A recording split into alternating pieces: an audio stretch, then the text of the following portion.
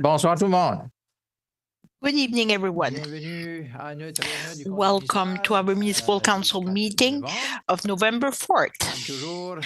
As always, please mention that we are gathered on the traditional unceded territory of the Mi'kmaq people where ancestors signed their friendship and peace treaty with the British Crown in the 1700s. Mr. Clerk, we do have quorum. So there are 3 members who are missing this evening, however, but we still have quorum. Any members of the council would like to declare a conflict of interest on the items on this evening's agenda? Seeing no one, thank you. Number 4, adoption of the agenda. I would need a motion to adopt the agenda. Moved by Deputy Mayor Sylvie Colette Bourreau, seconded by Councillor Joël Després. Questions on the motion? If not, all in favor, signify by saying aye. Against, nay. Motion carried. Thank you very much. Next item, adoption of the minutes. We have the minutes of the regular meeting on August 19, 2024. I hope I would need like a motion to adopt it. Moved by Councillor Joanne Després, seconded by Councillor Jean-Claude Bertin.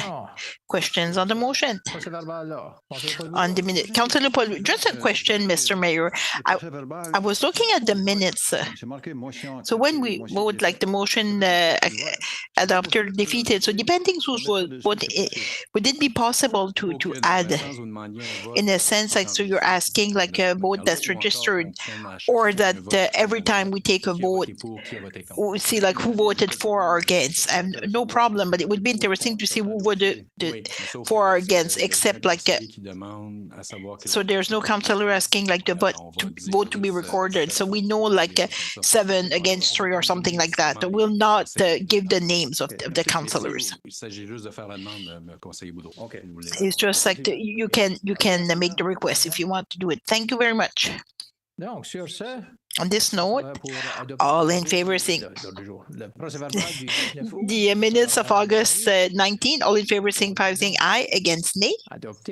It's been carried. For the minute, like the special meeting August 21st, moved by Deputy Mayor Sylvie Colette Boudreau, seconded by Jean-Claude Bertin. Questions on the motion? If not, all in favor saying aye. Against nay. Motion carried. Item 6.1, we have okay, so au point 6. 6, there's one item missing. I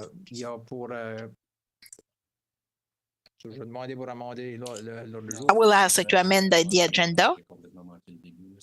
She said it's a public presentation that had to be done before the meeting, not within the meeting. Okay. So I will ask for an amendment. I would like that better. So there is a public presentation for this evening. Mr. Clerk had just mentioned like it forgot to add it. So we had to need the public presentation prior to the beginning of the meeting. I did not get the memo, so we can do it within like the meeting as such. It's a public presentation for the rezoning request and the land use. So I move to add one item on to item 6. Moved by Councillor Roland Cormier, seconded by Councillor Germaine Galland.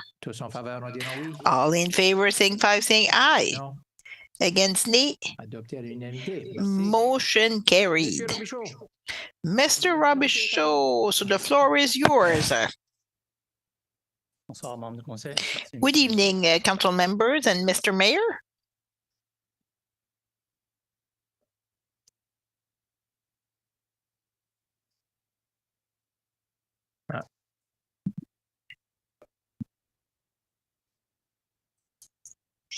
Partager mon écran. Yeah, we're starting my. So this evening is a public presentation. It's not like a public hearing. It's part of the modification of a municipal plan. So no notice was sent to the member. Only a publication that was on the website. So there will be really like a public hearing where the public will be able to discuss like the file at a future date.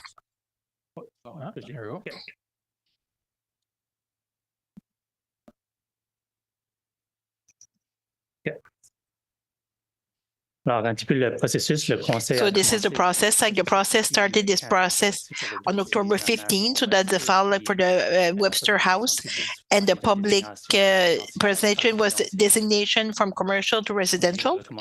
We got the recommendation from the PRAC committee on October 23rd. So this evening, this is the presentation just for the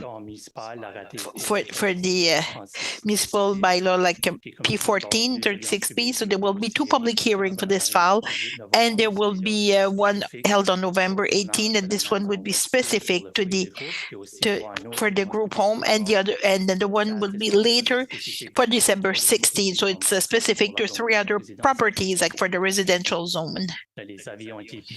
So the notice was published on the website notifying like the public for this evening presentation, and the public will have 30 days like to submit objections in writing if they have any. To talk about this file specifically, we're looking at the three properties in red. So this is, it's not on this property like Webster. It's separate. It's owned by the same owner. So we'll have a public hearing for the rezoning for the Webster House and also for this file. So the existing zoning general commercial, and this zoning was adopted by the council in 2023, and the requirement would like to convert to general commercial to R1, and the two properties of Webster House, it was integrated, but today we're focusing on the rezoning to R1 and the change of designation to residential. The reason we are here is because like there's two levels like for the municipal plan. So we have to make sure like the municipal plan is consistent. And in 2023, we changed the designation like for the land used to residential to commercial, like to accommodate the existing zoning. So today, like is to reconvert it like the three properties to the same designation that it was before, in order to change like the zone to R1. To conclude, it's simply like to bring the designation, bring back the designation like to what we have prior to 2023, and the other businesses other than the Webster, they would get the same designation. So the PRAC committee recommended the council to accept the bylaw, which is P1436B, because it's simply like to reestablish like the designation that was already there in 2023. So the next step, we'll have a public hearing for the Webster House for the case we are discussing today. So the reason they're not the same date. We have to leave 30 days between this this meeting and the public hearing so the citizen can submit their objection in writing. So this concludes my presentation. Thank you, Mr. Robertshaw. So questions from the council members. Thank you very much. Have a good evening. So, next public presentation for the Shoreline Trail. So, Mr. Mark Leger. So, good evening, Mr. Leger.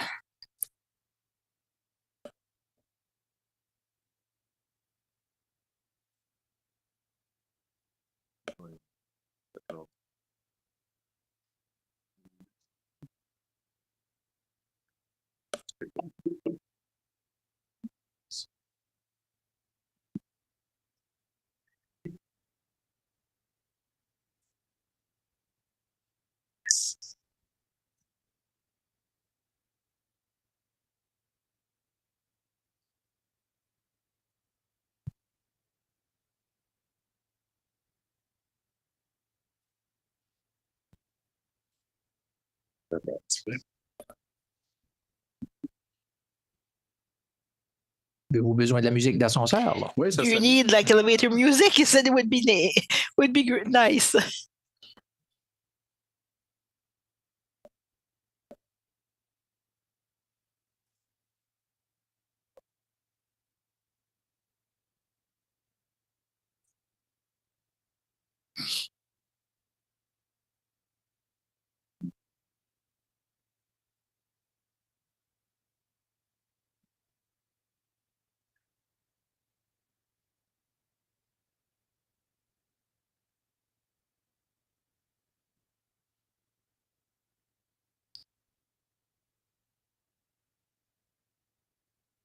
bien. OK.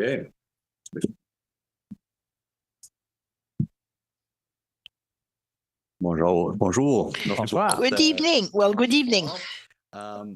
So Marc Légère avec I'm Marc Légère with the Plan 360, and I'm the trail coordinator for Southeast, the regional trail coordinator, and I would like to give you a quick update for Shoreline and where we're at and where we're going.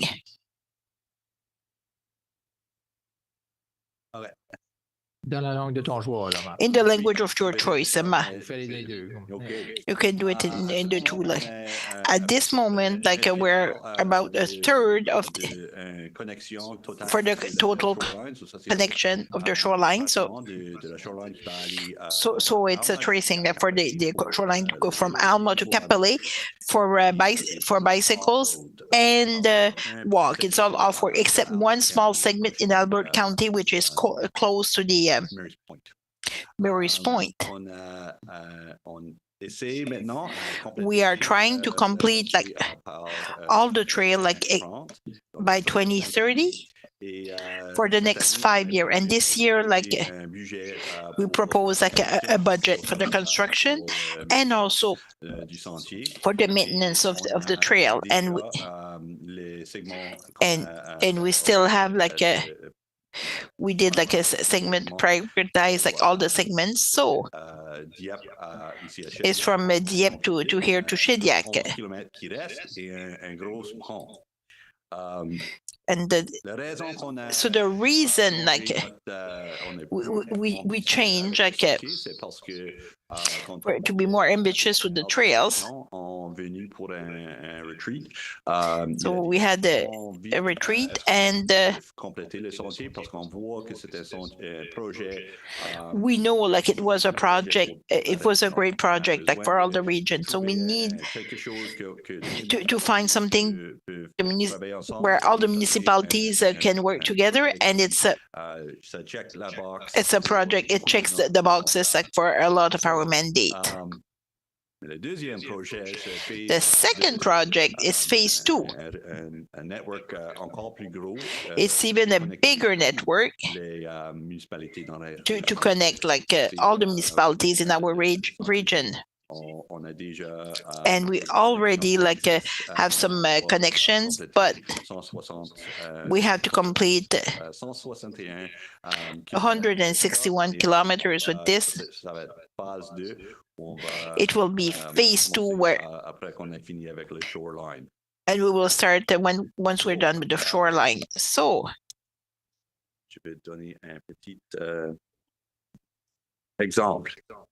I'll give you a quick example.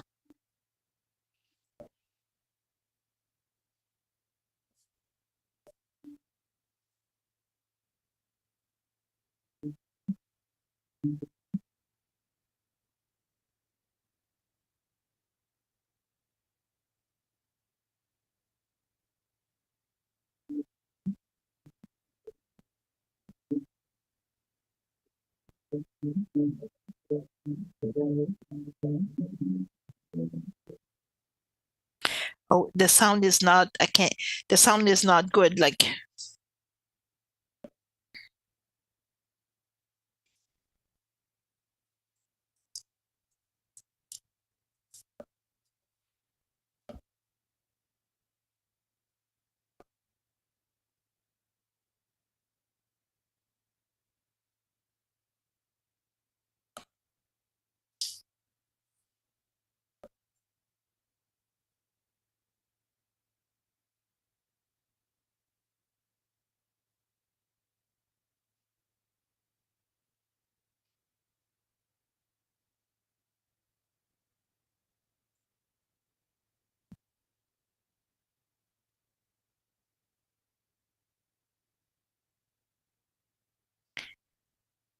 Hello.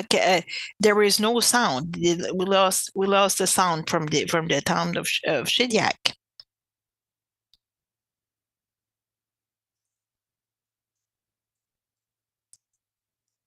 Thank you for your patience. I want to give people a bit of an idea of what this looks like, because there's a lot of it that already exists, and it's something to be excited about. So this is, those are snapshots of all the segments of the regional trail network in the Southeast that exists today, and we want to see this all connected.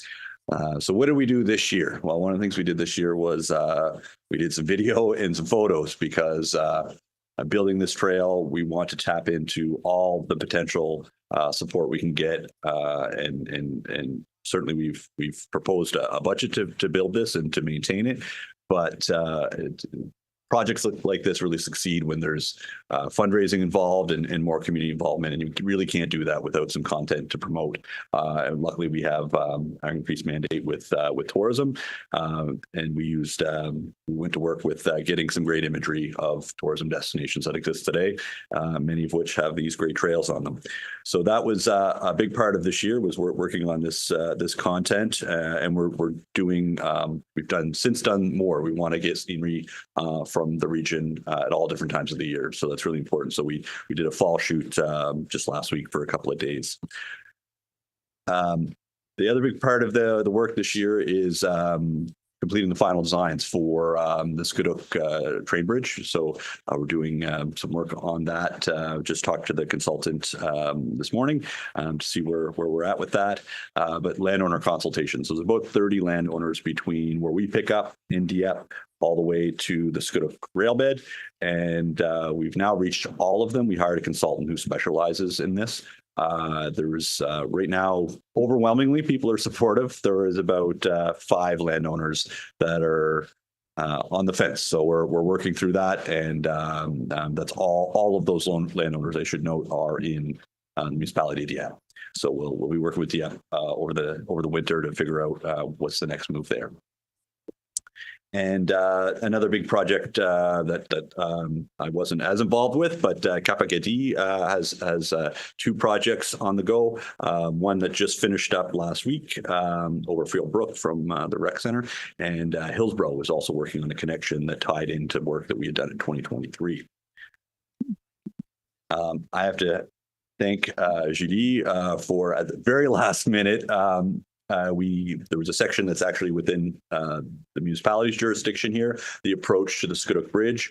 We didn't think that we'd need any work done until next year. At the very last minute, our consultants told us, oh, for the geotechnical investigation, we need to get a small drilling rig in there. It needs to be 8 feet wide by 8 feet high. It was pretty overgrown corridor. So the images you see here is a before and after of what it looked like coming up to that bridge abutment now. So Julie was very helpful and at the very last minute sorting out a way to get this done. So we appreciate that. And really where we're at right now going forward in terms of the municipality is want to continue to build support through community champions. We're continuing to work with landowners. We did through the work that we did on the clearing of the corridor to the abutment, because we're going to have machinery in there and have to do the work. We wanted, Julie suggested that we talk to the adjacent landowners because they're quite close to the rail bed right there. We did, which was great. We found out that people are all very supportive of the project. But some concerns did come about throughout those discussions, and one of them, which something we've discussed in the past here, is they were worried about potential ATVs accessing that. So I just to share that there was, at least those neighbors were not supportive of the ATVs coming across that bridge. Not our intention to do that, as it turns out, anyways. But I just wanted to flag that. We're continuing to talk with the ATV local club and the Quad NB around the parts of the railbed that we do share, which is about 2 kilometers, and some great news. The Shediac Sewage Commission is through the work that they're doing to expand their facility. They will generate a whole bunch of sandstone. Sandstone is what we can use for the base material for the foundation of the trail, and we're getting that for free. So that's enough to do 30 kilometers of trail. So that material won't be generated for the next year or two, and we'll be ready to receive it. We already have a location that's very close by and very strategic for us to store it if we don't put it to use right away. So we intend to use that between Shediac and Kapakad, so up to Kapolei. So that's when I talk about community partnerships, like those are, and one of your counselors here was instrumental in making that happen. So we appreciate the support, and those are the kinds of things that add value, that save us money, that community support, and certainly the Bella Route up north. If anybody's familiar with that only managed to come together because of so many different organizations and groups that pitched in where they could, because it was a real municipal project or regional project that was made it a success. And certainly the province of New Brunswick continues to be a big supporter going forward. Even with the money that we are putting up as a commission to get this trail built, it's still going to require funding from the provincial and federal partners. So likely it'll be, and we continue to talk, and we'll continue to talk with ACOA and Regional Development Corporation to provide those other 2/3 of that funding. So going forward, our big priority, as I said, we have criteria for deciding on which segments to tackle first. So the top of that list is the Skiduk Bridge. We hope to build that next year. The goal was to finish those designs this winter and then go into the construction phase next year. If there's, depending on the estimated cost for that, we may also build some of that trail and that gap between Dieppe and Shediac. If for whatever reason one or both of those don't work, there's trail that we have permissions to build in Lower Coverdale and around Hopewell Rocks. That's it. That's good. Thank you for that update. Merci beaucoup. C'est vrai que dans le vidéo, le pont se bâtissait très vite. In the video, like the bridge was being built really quickly. No, I don't. A few questions from the council member. Joël Després. Thanks, Mark, for the presentation. I will ask you a question in French, but you can answer in English. So earlier, like you had lines in blue, green, and yellow. So we have some segments where we have the permission from the owner, and we have some segments like the trail exists, but we have to improve it a little bit. So I presume like the yellow, you do not have the permission yet, right? Yeah. Oui, exactement. Okay. Yes, exactly. La raison que je me demande, c'est parce que j'ai des citoyens de Skiduk qui vont demander. That's because I have the citizen from Skiduk. They ask the same question, and we know the territory, so we hunt there. There's a lot of hunters in that area, and it goes through lands. Like I'm aware, like the landowner, they will say no.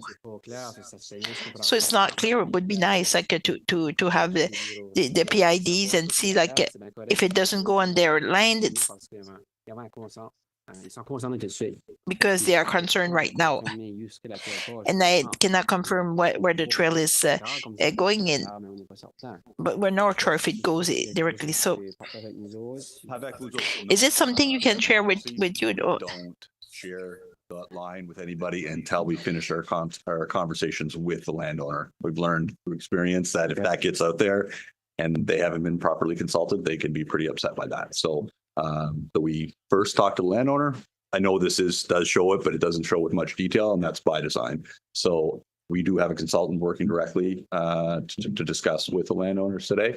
And all of these lands on the yellow line are all within Dieppe. So we'll work with Dieppe this winter if there's with the landowners. But we can also move that line too. It's not set in stone. It's our best path forward that we see is the best opportunity for the trail for any number of reasons. So that's how we go about this. Okay, thank you.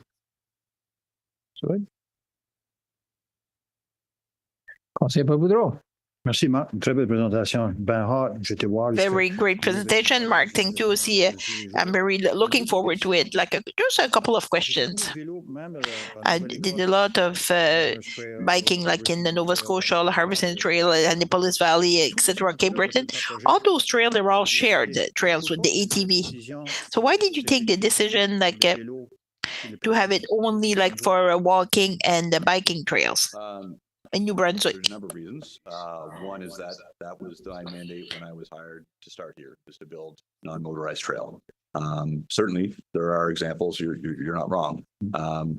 There are challenges with shared trail. I would say the biggest one would be maintenance. Oh, yeah. And when you're sharing, the motorized users are going to have the biggest impact. And I haven't seen many examples of where that is in New Brunswick. We don't have any examples where that sharing is occurring on the same trail tread. Might be parallel, but on the same trail tread, there is no example of that having worked with any great use. The other big piece is the reality is the product that we're building is the part of the product is the absence of motor vehicles. Okay. That's part of the product. Respect that. Le deuxième, c'est une fois que les infrastructures sont toutes finies. Secondly, once the infrastructures are built, including the bridge, who owns those infrastructures? Is it the municipality, or is it the service commission, or is it? Ça vient à ma prochaine question pour le Going to our next question, the maintenance. So those installation, can it be insurable? Because I see I remember the Inkerman Bridge, it was vandalized and burned, it cost millions. So what you are proposing, who would be responsible? La commission? The commission. So it's an agreement with the municipalities for maintenance, and you have a maintenance team that take care of it. So the municipalities give the municipalities for our budget. So we share the cost and the risk on the trails. So you're taking care of that? It's shared with all the municipalities. Good. So the next question, what do you want exactly for 2025? Because we're working on 2025. Is it the cost sharing the cost? Because I think next week we're discussing the budget. So is there an official request for the manpower or support letters? I would like to see this one. Le simple answer, c'est on a. The simple answer, well,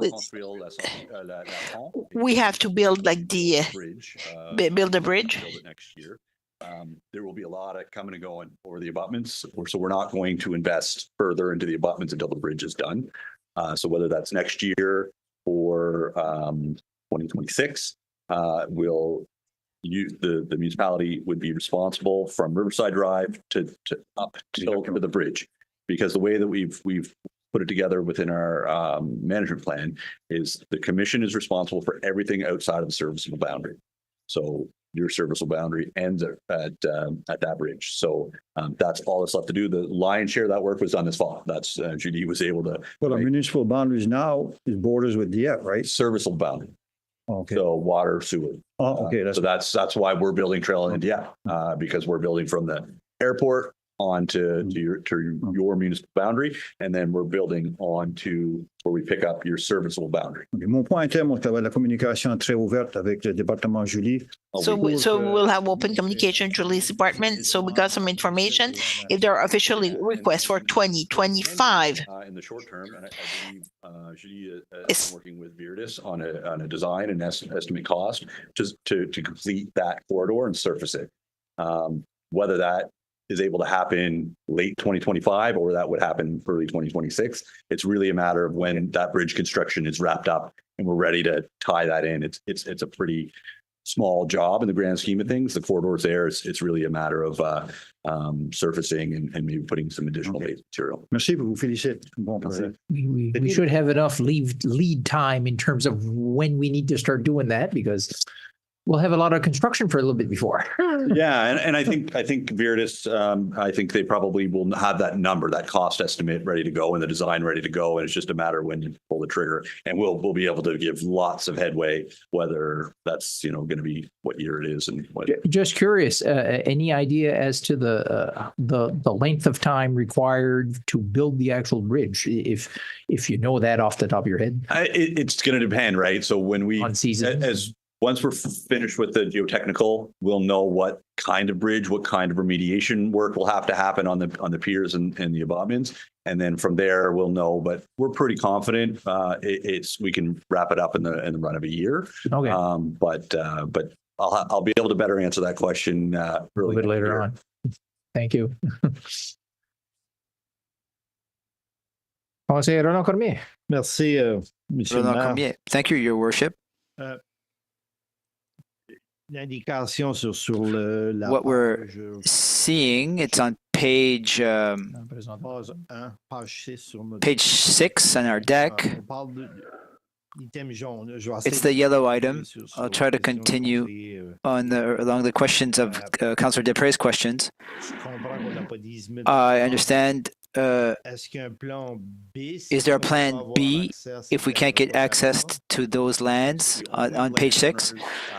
Remaining within the boundary of Shediac are already supporting of the trail. It's where the rail bed goes. There's 2 landowners that actually their properties absorbed. I don't know how it played out, but they absorbed the rail bed as part of their property at some point. But and I get that, but even though it's not in our municipality, we need to go there to get to the end.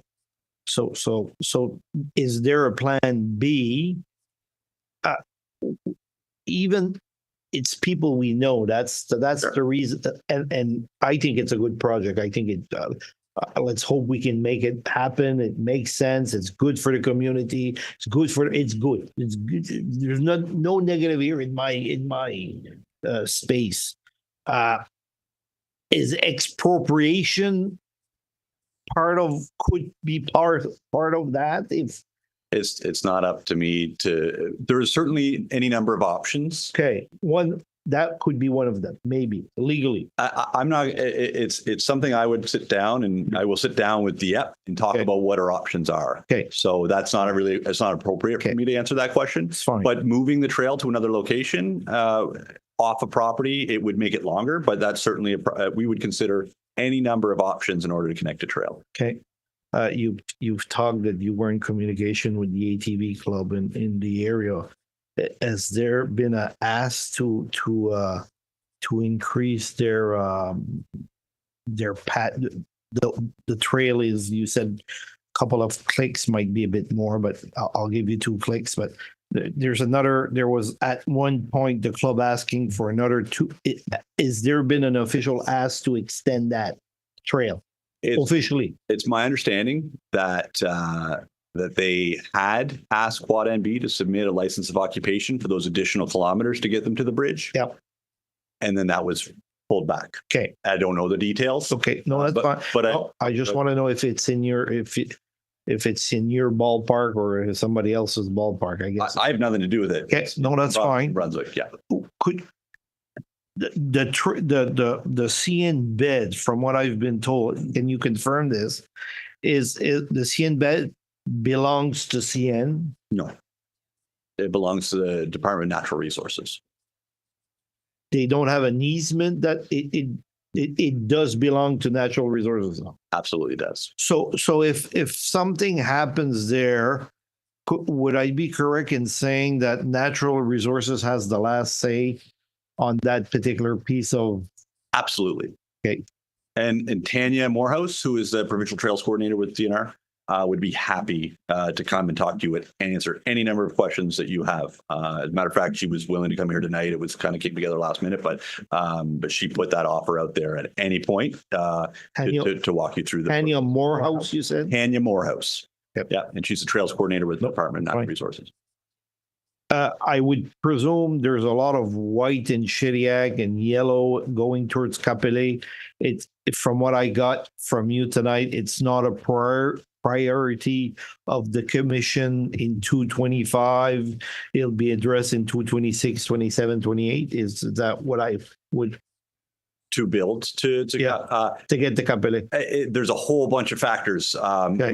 We've our initial proposed route, the conceptual route along the shoreline, was not well received by the vast majority of landowners when we went through that process. So we have now a new conceptual route that will be we're beginning to talk to landowners this fall and winter. Thank you, merci, Michel. You can only make so many phone calls at a time. Merci, Conseil Cormier. Conseil Patricia Beauchevalier. Thank you, Council Cormier. Thank you, Your Worship. Thank you for the presentation. When you're going to make this bridge, will people have access to the Shediac River by boat or by kayak? Will they be able to use the river despite the construction? I mean, depends how big their boat is, but I can't imagine it would stop. It's only it won't be any lower than the piers that exist there today. Yeah. All right. Okay, thanks. Sounds good. Merci beaucoup, Marc. Thank you very much, Mark. You continue the great work. You're welcome. Thank you. So, next item, reading of correspondence.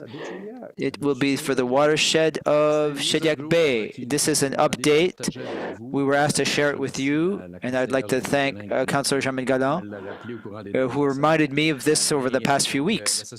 So, the Association of the Shediac Bay Watershed did an update in terms of the cleanup of dump site along our stream in the town of Shediac, upstream from Main Street. After several cleanings next to Main, there was an excavator that was used. It was 15 and 16 October. A total of 55 metric tons of waste and contaminated soil was removed.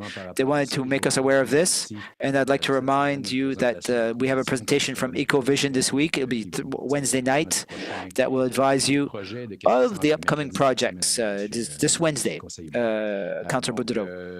So you've read the letter, I'm sure. I just wanted to mention that we've received that small update by Jolene Hébert. She is the executive manager of the Shediac Bay Watershed Association. Merci. Thank you. And it's good to see great work happening there to clean up our environment. It's a great thing. So, some next items. There's nothing under 8.1 or 8.2, but 8.3, the building permits report. So, this gives the figures for building permits from January to the end of September.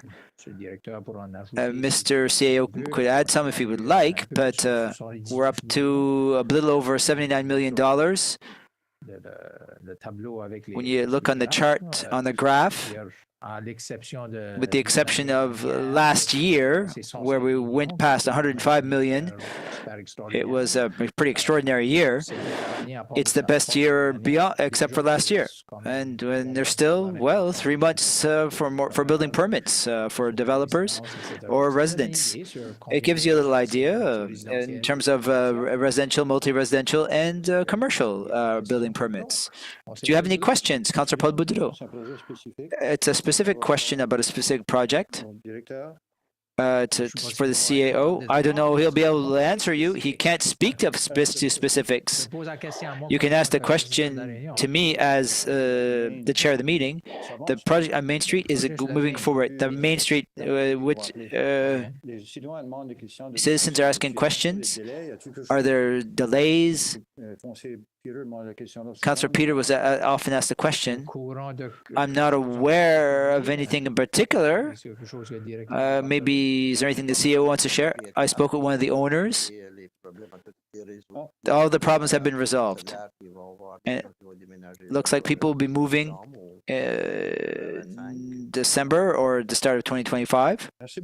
Thank you very much, Danny. There was a building permit, and they'll start doing works inside this winter. Thank you. Thank you, Your Worship. So, So number 9, CAO's report. Mr. CAO, thank you, Your Worship. It's a short report this week. We are in the budget planning moment for 2025.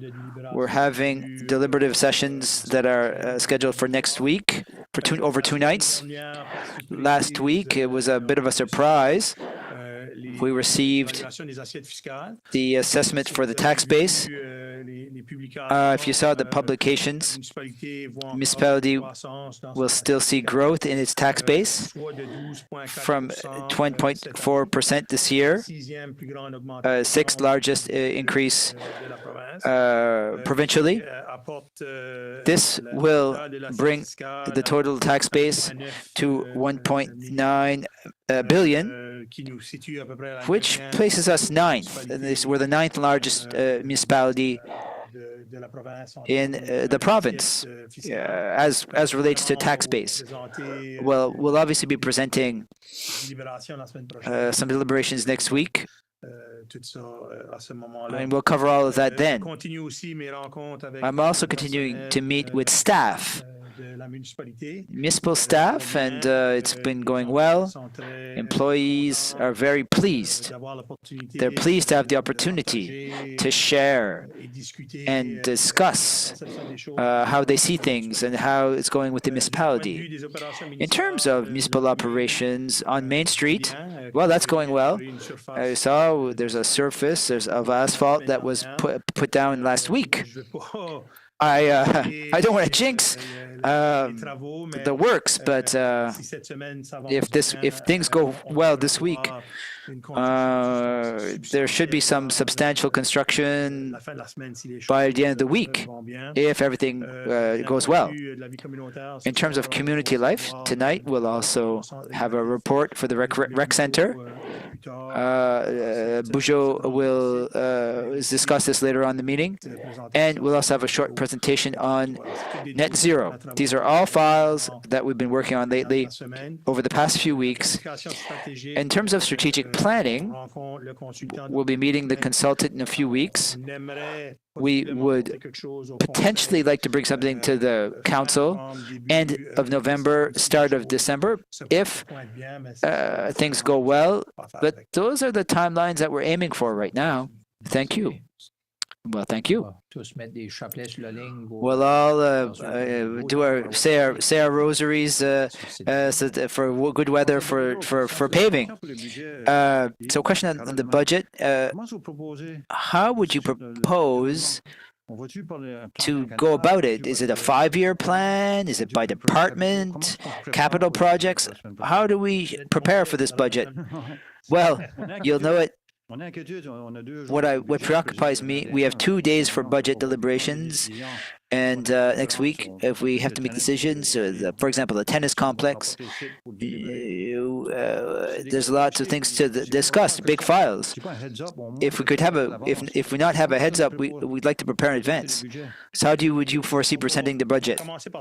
Listen, we're going to start with 2 days of deliberation. Legally speaking, we have 30 days to adopt the budget, or on 15th of November, whichever date is furthest, depending on the day we receive the tax base. So our latest date to adopt the budget is November 29th. We've set 2 dates. If we have to set other dates, we're fully ready to set others. We'll propose others to the council so that they can properly deliberate the budget, so they can feel comfortable as they adopt the budget. If we need to add more dates, we'll certainly add more if we need to. And capital projects as well? Yes. And the pay-as-you-go? These are all models that will be presented during the budget deliberations next week. Inaudible. I dare say that we'll need more than 2 days. We'd plan those 2 days. Then there was this sort of governmental surprise where they said they weren't going to give us our tax base, and they came back on that and then extended it by 3 weeks. So we'll take the time we need. Thank you very much. Great. So, On dirait en anglais, stay tuned. as you'd say in English, stay tuned. On n'avait pas de recommandations. We don't have any recommendations from the Regional Service Commission for Plan 360, but we do have two things. First thing is the Recreation Center. There's Mr. Boujold with us. Good evening, sir. Good evening. Well, how do we align ourselves with all this? I think that I can see the presentation. I took some notes. Good evening, everyone. Council, members of the council, public. It's my pleasure to be among you again. I was here in February. February 20th. We had a presentation on the plan to develop this type of center. I presented 11 steps, and we've completed 2. And one of the really important steps was consultation, community consultation. We did this. So maybe we can go. We did this, and we had meetings with various groups, 11 meetings.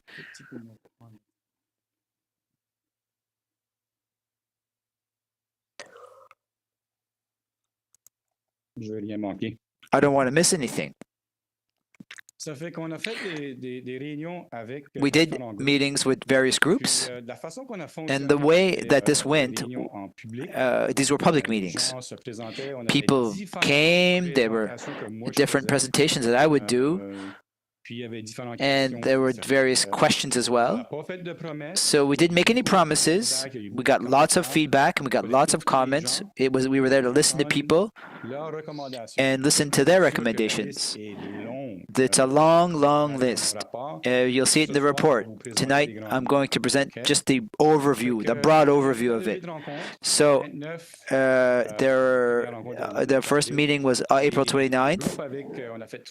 We did 3 general meeting consultations with the general public, and we did 2 consultations with the association groups. That was done in the spring. Then we went on pause in the summer. Then we came back with the education sector, Anglophone and Francophone. And then next, finally, we met the private sector. So we met 104 people. We had great discussions. I would say that I really appreciated the meetings with the association groups. This sector offers so many services to our residents. We had 48 people in the 3 association groups meetings, which represented 38 community groups. We really were able to take a sense of the pulse of the community.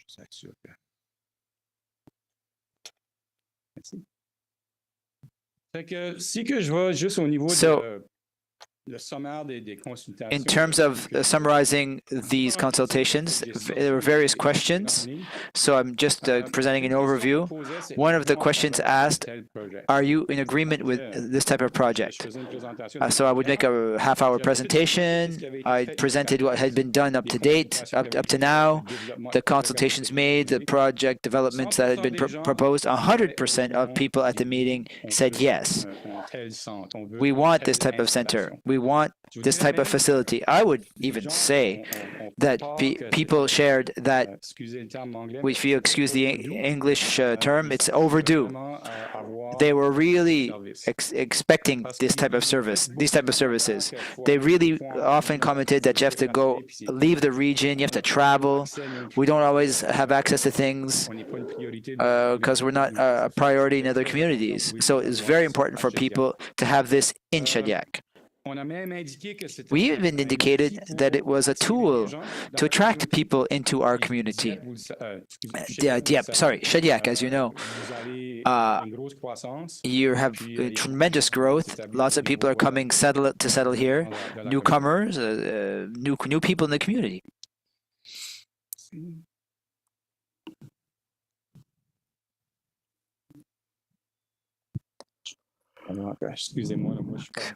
Excuse me, I'm not used to this computer.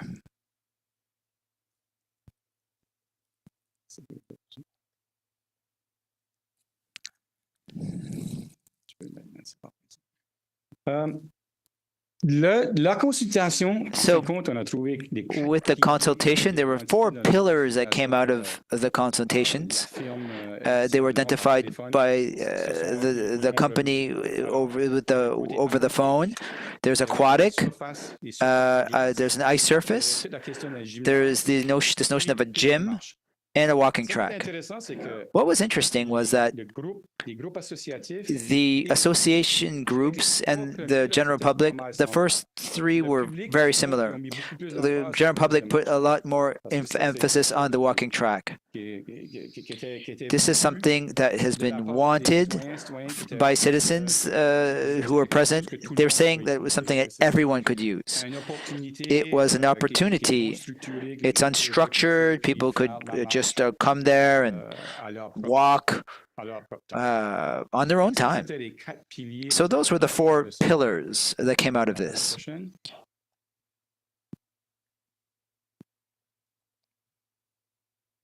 D'autres éléments qui a ressorti. Other elements that came out of this,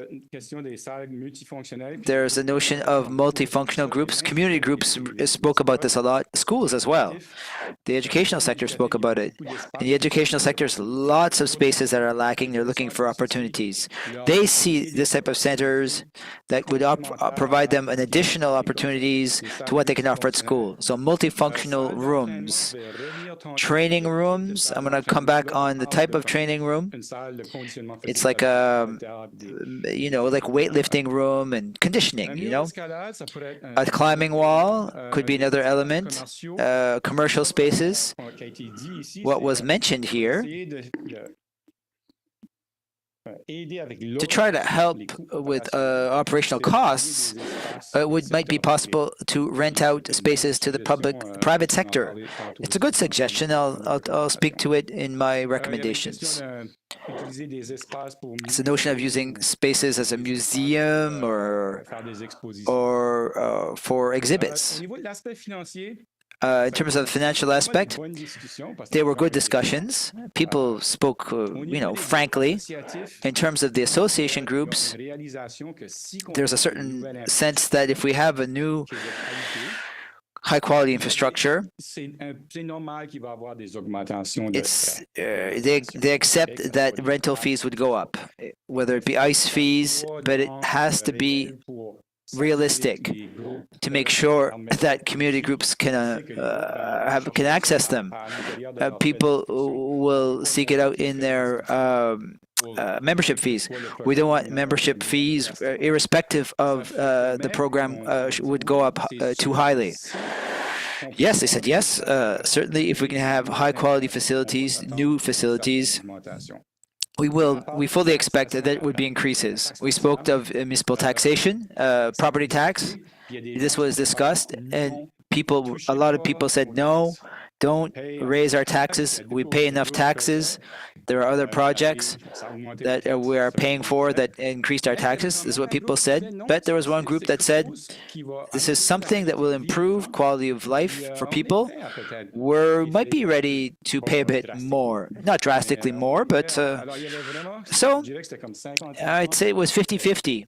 It was interesting to hear the discussions. Let people express themselves. Project transparency.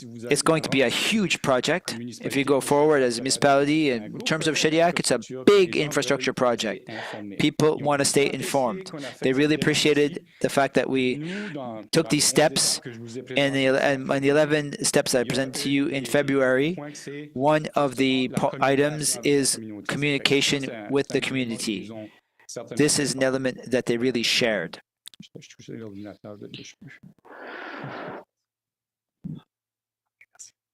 In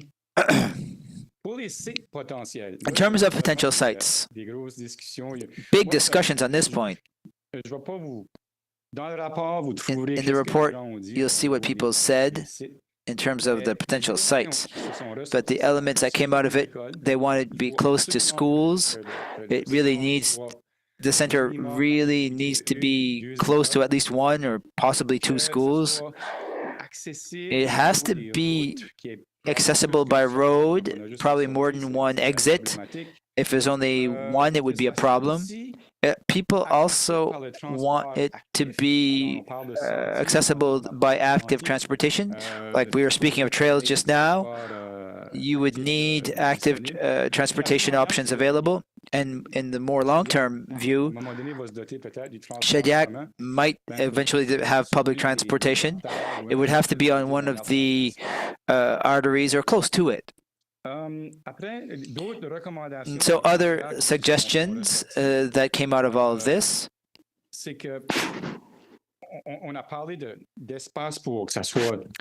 there was we spoke of spaces, perhaps daycares, other types of services that might complement things, a physiotherapy clinic, for example. This is something that's sought out. There's an aquatic element. You can do a lot of rehab through an aquatic environment. You might have a restaurant, a bistro, or a cafe, and so we shared that. This was raised. Certain groups were there actually to raise this. Take into account the environmental question. That the building should meet current environmental standards in terms of functionality, energy recovery, and to also ensure that where we're developing the center, that we take into account all environmental aspects. We also talked about accessibility, that it be accessible to all, with suitable equipment for physical challenges. There are two groups that represented that part of the community. A Center for All. This project, as I was saying earlier, it's certainly a project that will be significant for Shediac, but the citizens have to see themselves as project. There has to be something for everyone. That was raised as well. We really want that Shediac, with this project, take a look forward 30, 40 years, a long-term vision. It's not just for the day. When we're going to speak to your current state of increase in population, you really have to think about the future. The other aspect that, we're coming back to communication. We also raised this. Interesting. We should analyze what we're doing with the existing arena and what in its future use. It could be a complementary structure to this project. You'll see people were asking for turf. There's fors and against. It's a large surface area, but maybe the existing arena might meet that actual need. That's a comment that came out, and it's an important one to take into account what we want to do with the existing arena in the future. Are there any questions? I could keep on going. Do you have any questions so far? Or you'll let me finish and you'll come back with the questions? Yeah, keep on going. So I was asked afterwards, I submitted things at various times, various elements of my report, and I was asked to provide recommendations. So I based myself on 4 elements, 4 main pillars, to make my recommendations. This is a summary of the recommendations. You'll have the full recommendations in the report. First of all, first element is the consultation, the public consultation. That's the key element. It's certainly an important element. I also looked at the standards in this area. There are standards that exist, and I looked for more information from other projects. In terms of the population levels, it looks a bit like your situation in Shediac. The other element is the municipality's situation. You're serving a region. You serve more than Shediac. There are other municipalities involved. And in terms of the growth in terms of population, you are really full-on growth as a municipality. And I took into account my previous experiences in other projects. So here are my recommendations. I recommend that it's be built around 4 main pillars: the aquatic component, In my recommendations, there are 4-lane pool for laps and training and a recreational pool. And we're speaking about 2 ice surfaces. I'll explain why, and I'll justify it. I'll explain why you need 2 ice surfaces. A multi-purpose gym, and a walking track with a minimum of 3 lanes. For the gym, I recommend a gym and not a turf. A turf is much larger. In the report, I say why. There's considerable cost there. I think you might be able to do something with your existing arena in the future. So, in terms of our consultation, it was clearly stated. I'll come back to this notion of 2 ice surfaces. It's a major investment to put in a second ice surface. So what we did, we did some follow-up with the existing ice users, and we did a small survey with them. What are the number of hours that you use the ice right now? What ice times would you like to have right now? What ice time that you get, and what are you expect to use in 5 years from now? So here's what they told us. Right now, it's mostly young people. These are the people, they use it during the prime time. Over the weekend, it's used 12 hours per day, and over the week it's 4 hours a night. That's prime time. That's 45.5 hours a week. So you can see that, pardon me, there's already 45.5 hours of use, and it covers so the group said that we'd 48.5 hours if they would rent it, 88.5 hours a week. That's what they were looking for. With projections, we're talking about 113 hours of ice time by 2030. So you see that the groups are looking for ice time. It's really important. So I made a small error. It was 48 hours, that's prime time during the week. 48 hours, that's prime time during the week. So it's nearly full with the existing use. I could tell you that might balance each other out. It was one group from which we couldn't get any data. One group didn't participate. But it's not a group that uses many hours of prime time ice time. So that was one element. The other element, based on Plan 360, and that the town of Shediac did, from 2016 to 2030 is 12.4% increase in terms of population. 2016 to 2023, it's 11,000 inhabitants right now. 12 right now, actually. It's increasing. So if the growth rate continues, we'll probably continue to grow. We can expect that in 3 years to have 15,000 inhabitants. So there are certain standards that show that for each 6 to 8,000 inhabitants, we should have an ice surface. So I'm putting this in the report. I think it justifies it. It's justified by community needs. It's justified by existing standards in this field. And the other thing that I didn't say, there's not a major offer in terms of free skating for people. Julie, what is it, 2 hours a week or something? Inaudible. It's 1 hour. Whether you want it, whether we like it or not, there's new people coming in, immigrants who come. They want to learn how to skate. They want to have the Canadian experience, and we don't have the opportunity to offer that. It's a need. We need a second ice surface.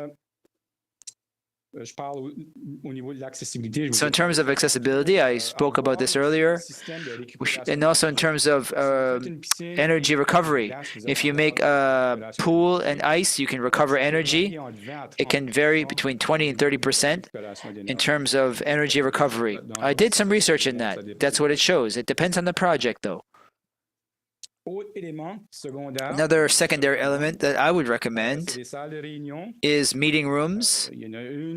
There's one that might be a bit larger, at least two, for meetings of up to 15 people, and a multi-purpose room that can have 75 people in it. For birthday parties, offices for rec. I really think that if you can have the municipal recreation department in this building, I think it'll really bring the staff close to the community. You can offer programs. It's a win-win situation. You might have a library if it's something you would like to include. That's a possible element. Spaces that you can rent to the private sector. Even in the consultation that we did with the groups, a group said would be ready to rent, would be ready to pay fees to be sure in advance to be sure that they're in that building. A training room. There's two ways you can do it. We don't want to compete with what already exists within the community in the private sector. We can sublet to an existing business or do a team training room. This works well. It's just for teams, not for the general public. It would meet a big need for sports teams. Schools could use it during the daytime. There's a real need there, and that would serve a clientele that's not currently being served in various areas. Another additional element, walls. There's lots of walls. We can use those walls to have exhibits. There was a group representing flying boats, and they spoke, well, we'd love to have we spoke about that. We'd like to put in some local elements. There's big walls. You can put in exhibits. You have to think of that as something for everyone in this complex. A climbing wall. Have you ever been to Truro? They have this in their complex. They used a big wall. It's a climbing wall.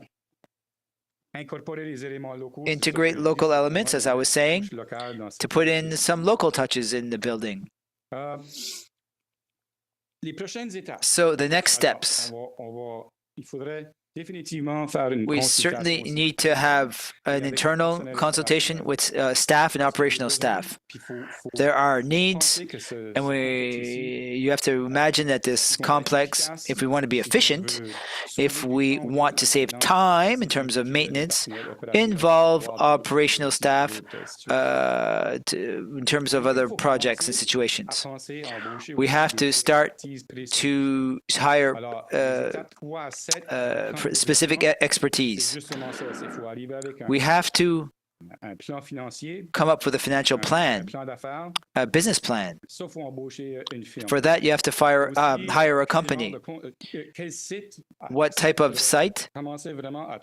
You have to identify the site to buy the land, financing campaign that's in the private sector, and long term it will be applying for funding to the various government levels. We were looking for a shovel ready. This is what financing requests require to design the building then, and preliminary costs. And the next step is to evaluate the municipality's financial capacity operationally. Yeah, you can build it, but you have to operate it afterwards. Do you have any question? I dare say we do. I might not have all the answers. Thank you very much for your presentation. It shows what the community is seeking, what the people from various groups are seeking. It somewhat confirms what we would have imagined. Yes, there would be this. Yes, there would be this. But you do have to check. So I thank you for that. So are there any members of the council have any questions? Thank you, Your Worship. Thank you, Luc. Thank you for your presentation. I read it with your full report with great interest. Am I properly understanding this? Have I properly understood that we have 104 participants? Yes, indeed. Is that a lot, Luc, or is it not very much? I had that question. It's so rather normal. If you look at the total population, we would like to have more people, of course. We took steps.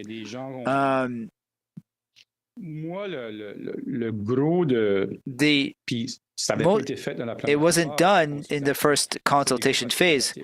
For me, the major bit was association groups. We had 48. That's nearly 50% of the numbers, and it's the association groups. It was really interesting to hear their discussions. In my mind, they work directly in the community, directly with volunteers. They know their needs, and I found it was very respectful. People were respectful of each other. I didn't put it in the report, but we're willing to collaborate together, to share equipment, share spaces. There was a lovely group dynamic. Association groups are very strong. You mentioned in your presentation that it was half and half. Half of the people thought that the financial capacity, no tax raises, no tax increases. The other 50% were saying we'd be willing to pay more. I'm not sure how much, but we'd be willing to pay more if we got what we think we should get. If I were to make an analysis of this, we were told not to participate. So we don't know what was said. I'm taking your word that that's what was said. Could I summarize it by saying that the association groups were more willing to pay than the general public? Is that justifiable? Could it be simplified that way? The association groups mostly spoke of user fees. They spoke a little bit about taxation, but it was mostly general public that spoke about it. I mean, some people had other ways to solve the problem. Some comments came out. Look, the municipality, the town of Shediac, is collecting a lot more taxes. Can we take a part of that? Yeah, that would be our role. At some point, we'll have to decide. I understand that there's a lot of things to decide. There's lots of expenses in the municipality. I think it's impressive that we're talking about a library, perhaps, maybe some commercial spaces.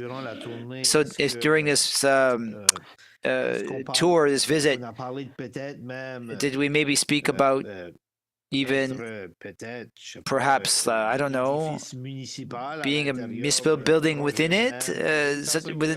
One person, I wasn't there, one person said this, to cut costs. We do know. I'm not saying that we should do it or not do it. It's something that we should consider in terms of economies of scale. And I'll say it publicly. I am one of those who thinks that we should own our own municipal building.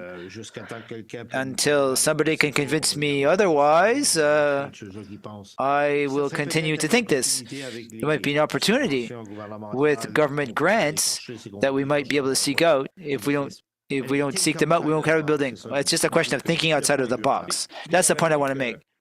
In terms of the library, what I put in the report is the items that came out more often. In my recommendation, however, the recreation department, I included that more. In terms of operationally, I think there's real advantages to that. And it will free up spaces in this building.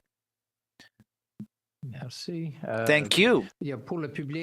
And so for the general public, it's hard to discuss it. It's still abstract. When we have a design that can be presented, that's what it would look like.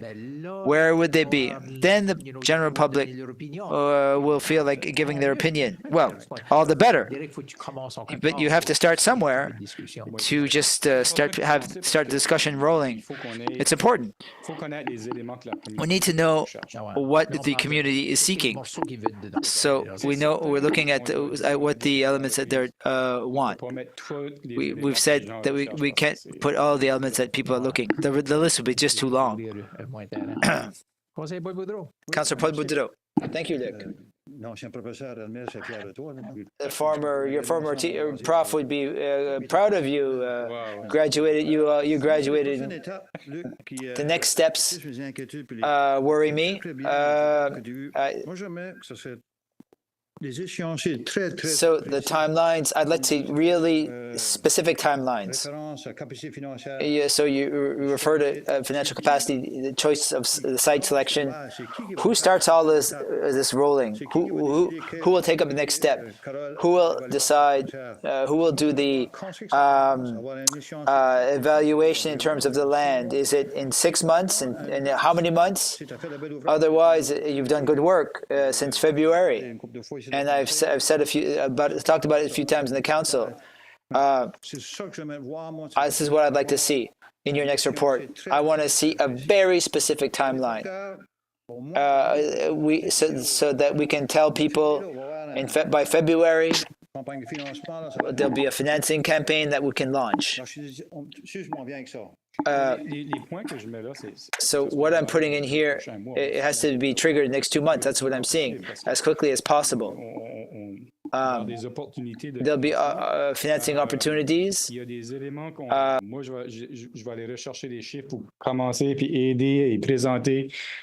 Je dis qu'il faut embaucher une firme. I said that I have to hire a firm. I think we need specific expertise. So there's something that's going to come up after the presentation. That's what we want to do. It's already triggered all those steps. So those next four steps, it will be done within the next month. Would it be possible to get a specific, like a timeline, not this evening, but eventually? I can sit down with the direction, the management. My next question is a committee to Mr. Mayor. Would you like a committee to make this file go forward? If no, why? And if yes, when?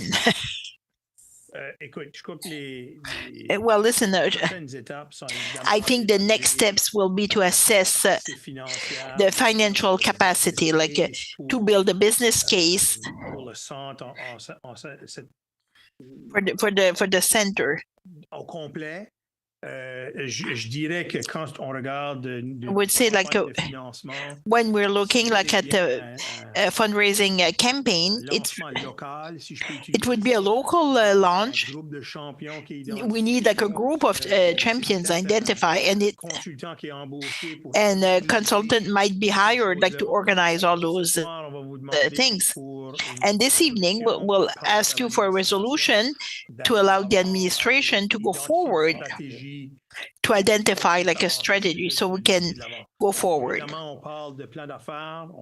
And of course, we're talking about a business plan, like a possible site, like a fundraising campaign, and we have to hire like a firm like to design the project and digitalize the project. How much will cost? Like everything goes like to the first base is the business plan and the building cost, because it will determine what we will need, who we need to hire, how much money do we need, and on which door we have to knock, and which site we chose. And I think it's in the right order. 3 and 7, they're probably the most important step, to arm the municipality with the a good business decision, not an emotional decision. So once we have all those things, the things should start to fall in place. So the goal for this evening was, one, to receive the report, and so the council would agree like that the administration can continue like to go ahead with that file to meet with the next steps. Thank you. So maybe if you can continue, yeah. I can add a quick element. So in order to have this project, so they have some project, we need to do like some financial investment to get the expertise. And I'm really hoping like les subventions des différents we get like the grants from different levels of government, but we need to do this work to go there. We don't have a choice because the last time we submitted a request and some informations were missing, and that's why the project was not considered. We need to go like this work. And as an administration, I would have a hard time to recommend the council to go forward with the project if those components are not part of it. And also, like with the administration, so you have the difficult decision to make. It's a very it's a big project, and that's we need like a committee with the citizen who bring the recommendation to the council, and that's how we can make the file go forward. I would say like at one time we'll need some kind of committee. I think we have to identify like the key consultants that could become partners in the project. But of course, I see like it's not only like a administration project or for a council. It's really like a community project.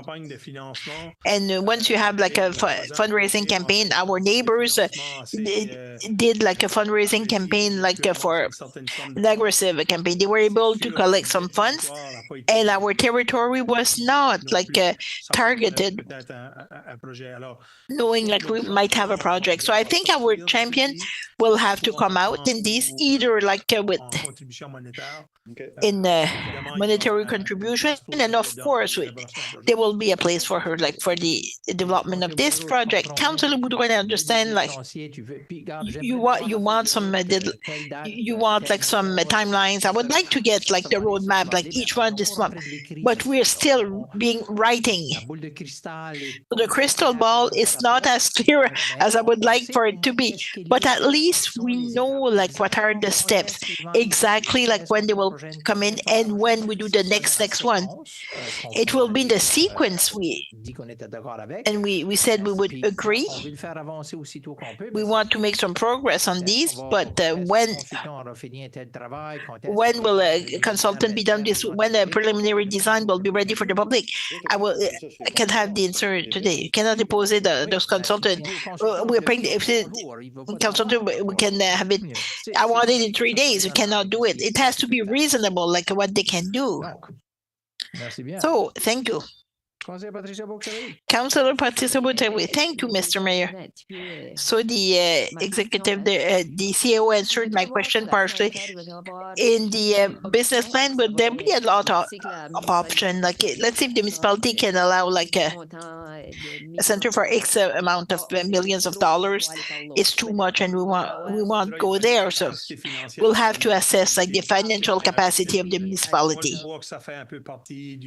and it's a little bit. It's kind of part of the business case because we borrow to the borrowing board on a regular basis, but not on a regular basis, but quite often. But we have some debt ratios we have to follow. So the business case will give you like the skeleton of what you need to do and how you can get there, and how much money does the municipality has to invest, the private sector, what kind of financial partners we have to identify. So your business case will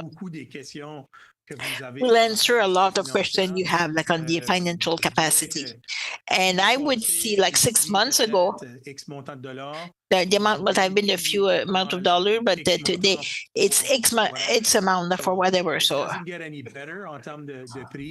it doesn't get any better in terms of price, but I understand like you want to get like a timelines, but I'm in the opinion that present you a file that would answer your question, that will open and transparent for the citizen. It needs to be done right versus right now, and the capacity of the town to pay like so it will take into consideration there are other projects, not necessarily the center, like we still absolutely, and the council will need to make a decision on the priority projects at the end of the day, because if the council decides to go forward with a rec center, well, there's other things that the capacity might not allow, then So what are those choices? And those decisions will have to be taken within the project. So the decision will be taken with all the once we have all the information.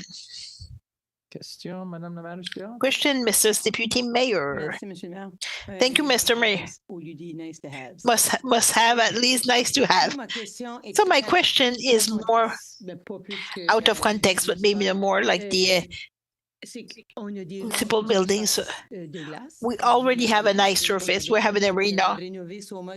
We did some renovations, and maybe it's not part of the business plan. Maybe long term it might be part of it. Even if you have wide surface, it does not need like for all the needs for all the hours we need, like the staff for the maintenance. What do we do? So I figure like sometime there will be an equation for. We have to evaluate like the internal capacity. So that's where the business case will come into play. To see like how we maintain and what type of use. It's an ongoing cost, really. Staffing for the project. So we're taking maybe one of two staff. It might go to 1 or 4. So it has to be part of the business case. What are the operation costs, the construction costs? And I think we even have to look at the existing current arena. It has a useful life. At what time, like the investment and that needs to be done, and so sometimes we have to take difficult decisions. If we do our job right, with the right consultant, we'll be able to analyze all those factors and to see what makes sense financially why. Thank you very much. It was kind of part also the same process, like when we had like those, like the repair costs like required for the actual arena, and it was well above the 2 million before the pandemic. Not only like no maintenance and no improvement. Well, if we're at a point like maybe look what it would be for something new. It's a process. The pandemic did not help like to accelerate.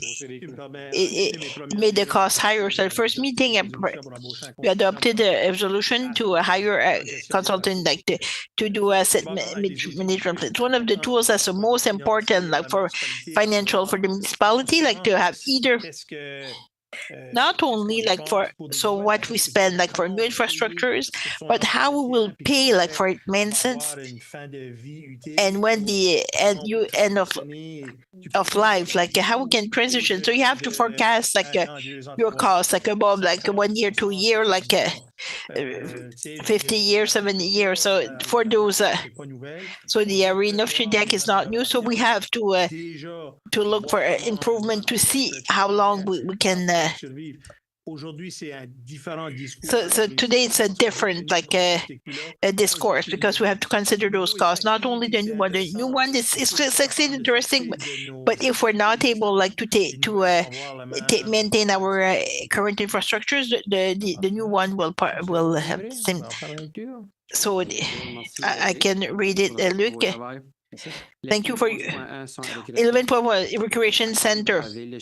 Whereas the town of Shediac recognizes the importance of meeting the needs of its population by offering modern recreational and community facilities and services.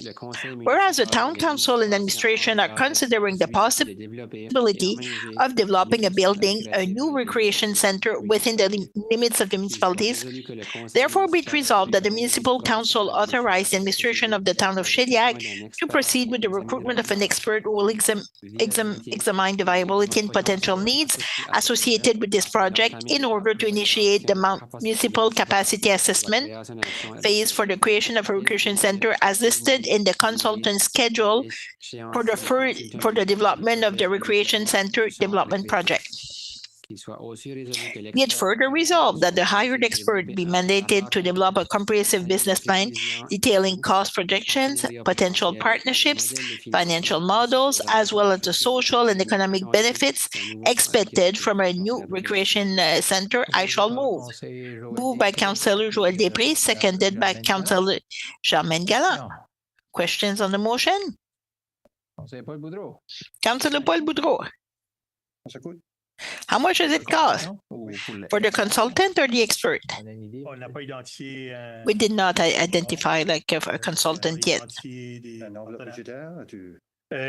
Tout de suite, ça serait de. So mettre right un now it enveloppe would be like to put a budget cette année. envelope in this year's budget, like just to hire this consultant. C'est-tu 20 000, 100 000? J'ai aucune. Is it 1,000? un montant pour l'instant. I have. Pourtant, c'est une étape.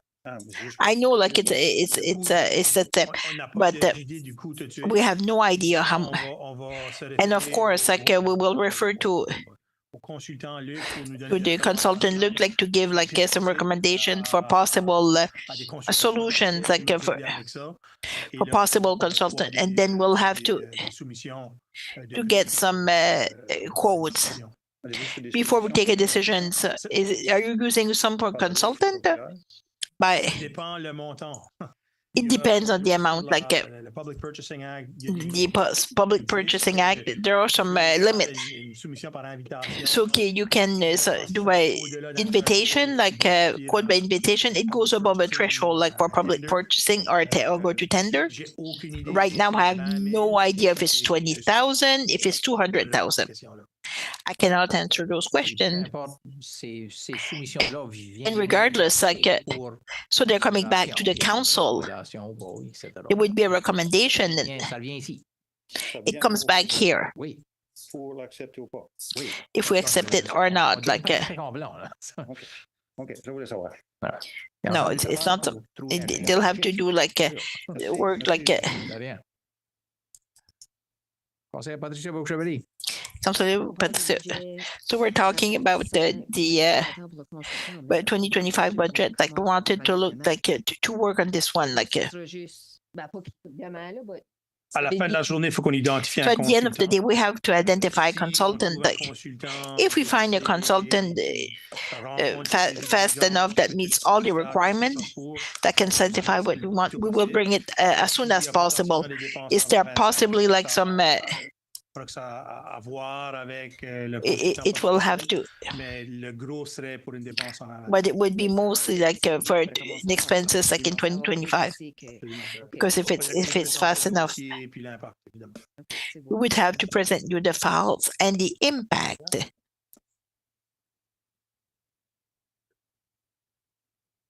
C'est bon.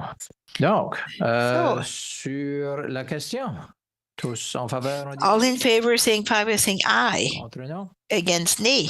adopté. Merci. It's been carried. Thank you.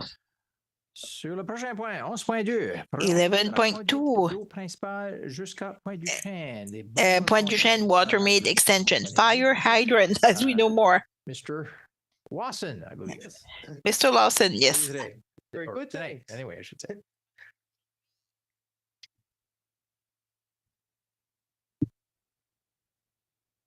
Yes, just to introduce myself a little bit, I'm Gordon Wasson. I'm a senior civil municipal engineer with EXP here in Moncton.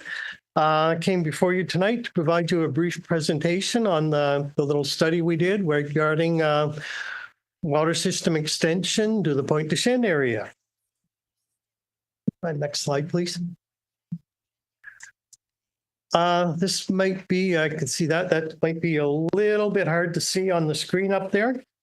But generally, the scope of the work involved extending, looking at extension of water main out to the Pointe-du-Chêne area, beginning at its civic number 118. That's presently the serviceable boundary for the water system. And we kind of divided it into two portions. One part would be from the boundary of the existing system out to the property line of the wharf. And then we showed another future possible extension onto the wharf property itself. So we divided it into two components. The first part of component involves extending the water main along Pointe-du-Chêne Road. And one of the first challenges we see is right at South Cove. There's a water course to cross there. There's provincially significant wetlands to deal with. So that was one challenge. We looked at, just considered that. And again, along the road out to as far as the wharf property.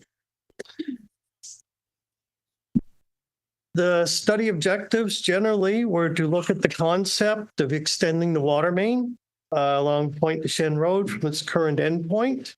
This is the pre-amalgamation boundary to the wharf, and it was primarily for water or fire protection services. And the water main was to include all necessary valves, fire hydrants, that kind of thing, and also to develop what we call an opinion of probable cost or cost estimate for the project. Just to kind of recap a little, just very quickly here, just on the water system itself that would feed this area, it's got 2 pressure zones, a gravity zone and a boosted zone. It's fed by 5 active wells. It involves a water treatment plant up on Brill Bridge with 2 filtration units. There's raw water mains that convey the water from the wells to the treatment plant. Then there's the distribution mains that take it all out throughout the distribution system. There's booster pumps. There's 3 of them located at the Brill Bridge water treatment plant that feed the boosted zone. And there's 2 water storage tanks, 1 for each pressure zone.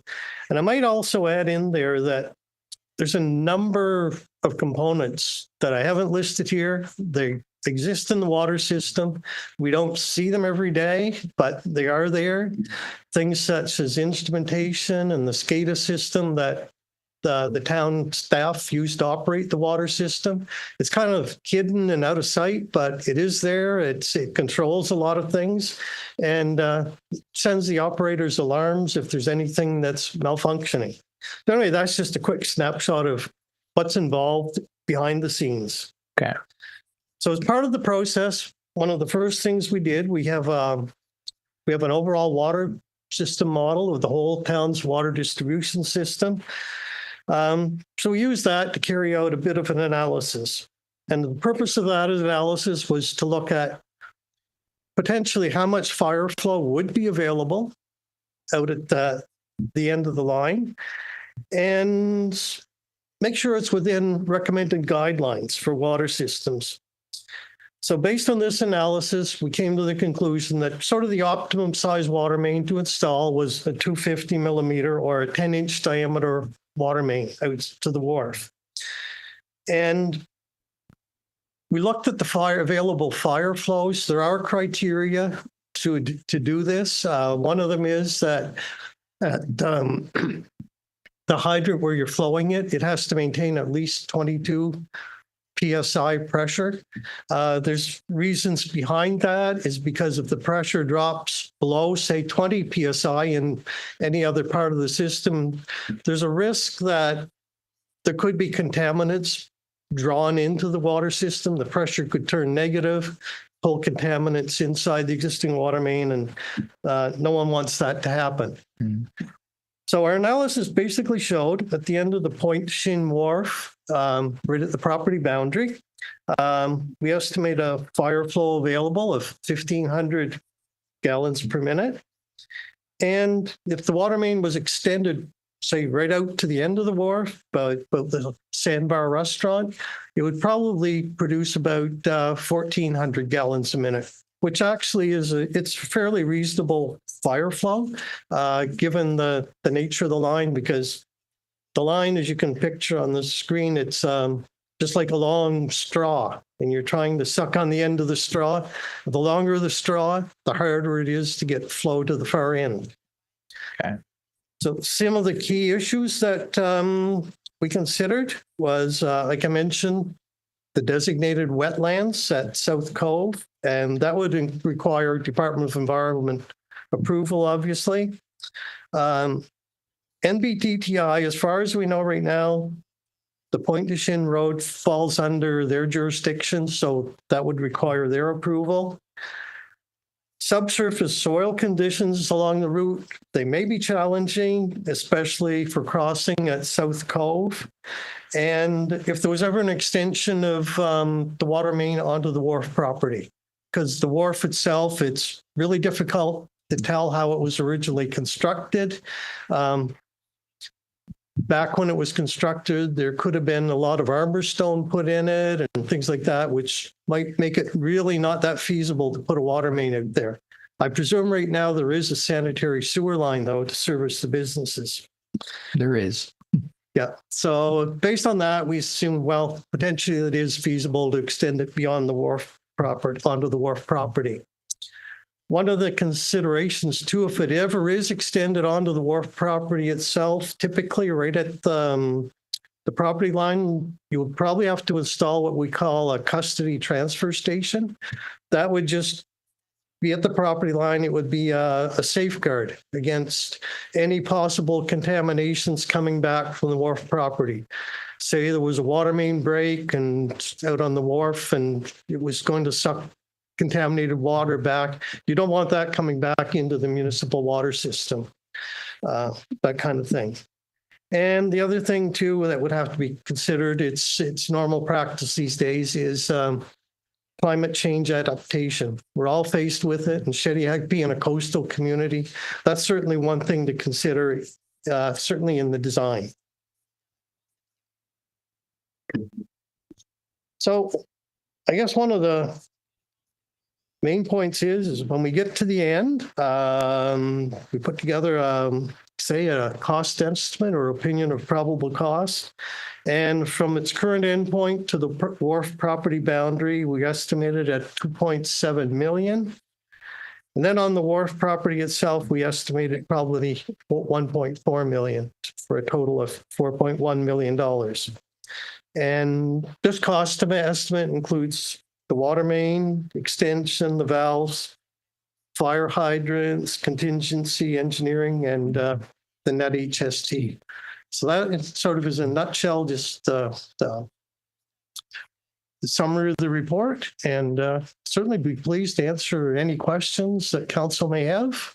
Sure. Well, thank you very much, Mr. Watson. At least, yeah, and the idea, I think, when we requested this was to get an idea as to how much it could cost. You know, that was the main question, I think, at the time. So the idea was get the experts to tell you. A reasonable, well, not necessarily a reasonable estimate, but you know, get the expertise to tell you, you know, what your probable cost could be.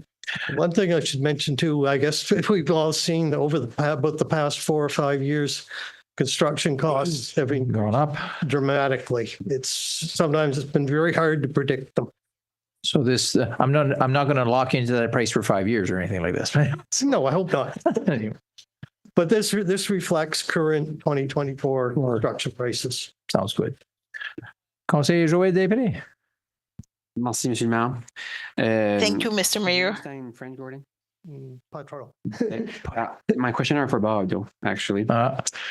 So, Bob, I'm assuming that, I want to speak in English. I'm assuming that the water that we drink and water for the fire are the same pipe? Yes, that's correct. Okay. Will it be possible for the citizen to hook up on that line in the future for drinkable water? It would be potable water, so yes, that could possibly be considered down the road. Okay, so is there a bylaw, Mr. Mayor or Sylvain, that obligates citizen to hook up to water if it's in front of their house? I could be mistaken, but I think that's a provincial regulation. If the water goes in front of your house, I don't want to say you're obligated, but you should connect to it. As a municipality, I believe we can still bill the owner, even though he's not connected to the system. And there's different funding models for funding any type of thing like frontage fees and things of that nature to build it. Yeah. Okay, so I'm assuming this project will be a shared cost because it's fire safety, right? That I don't know. That would be for count. We haven't evaluated this internally to its capacity. So obviously we received the report last week. So it would be for us to kind of evaluate it amongst all the different other projects that the municipalities have, and where does it fall in terms of priority on investment, and when could it potentially be done if that's where council wants to go. Because right now, to my understanding, we're paying for the fire hall and all that service, and I understand it's a shared cost. And my concern is that right now, the demand is to install fire hydrant, which is okay. This just gives us an idea of what it would cost. That's all it is. That's right. And the cost of construction would probably build on the users that are there. Am I mistaken by saying that, Gordon? Well, that's The fine. users on the system? That's a question I really can't answer that one. Because Let's say right now, the demand would be, let's install a pipe for drinkable water.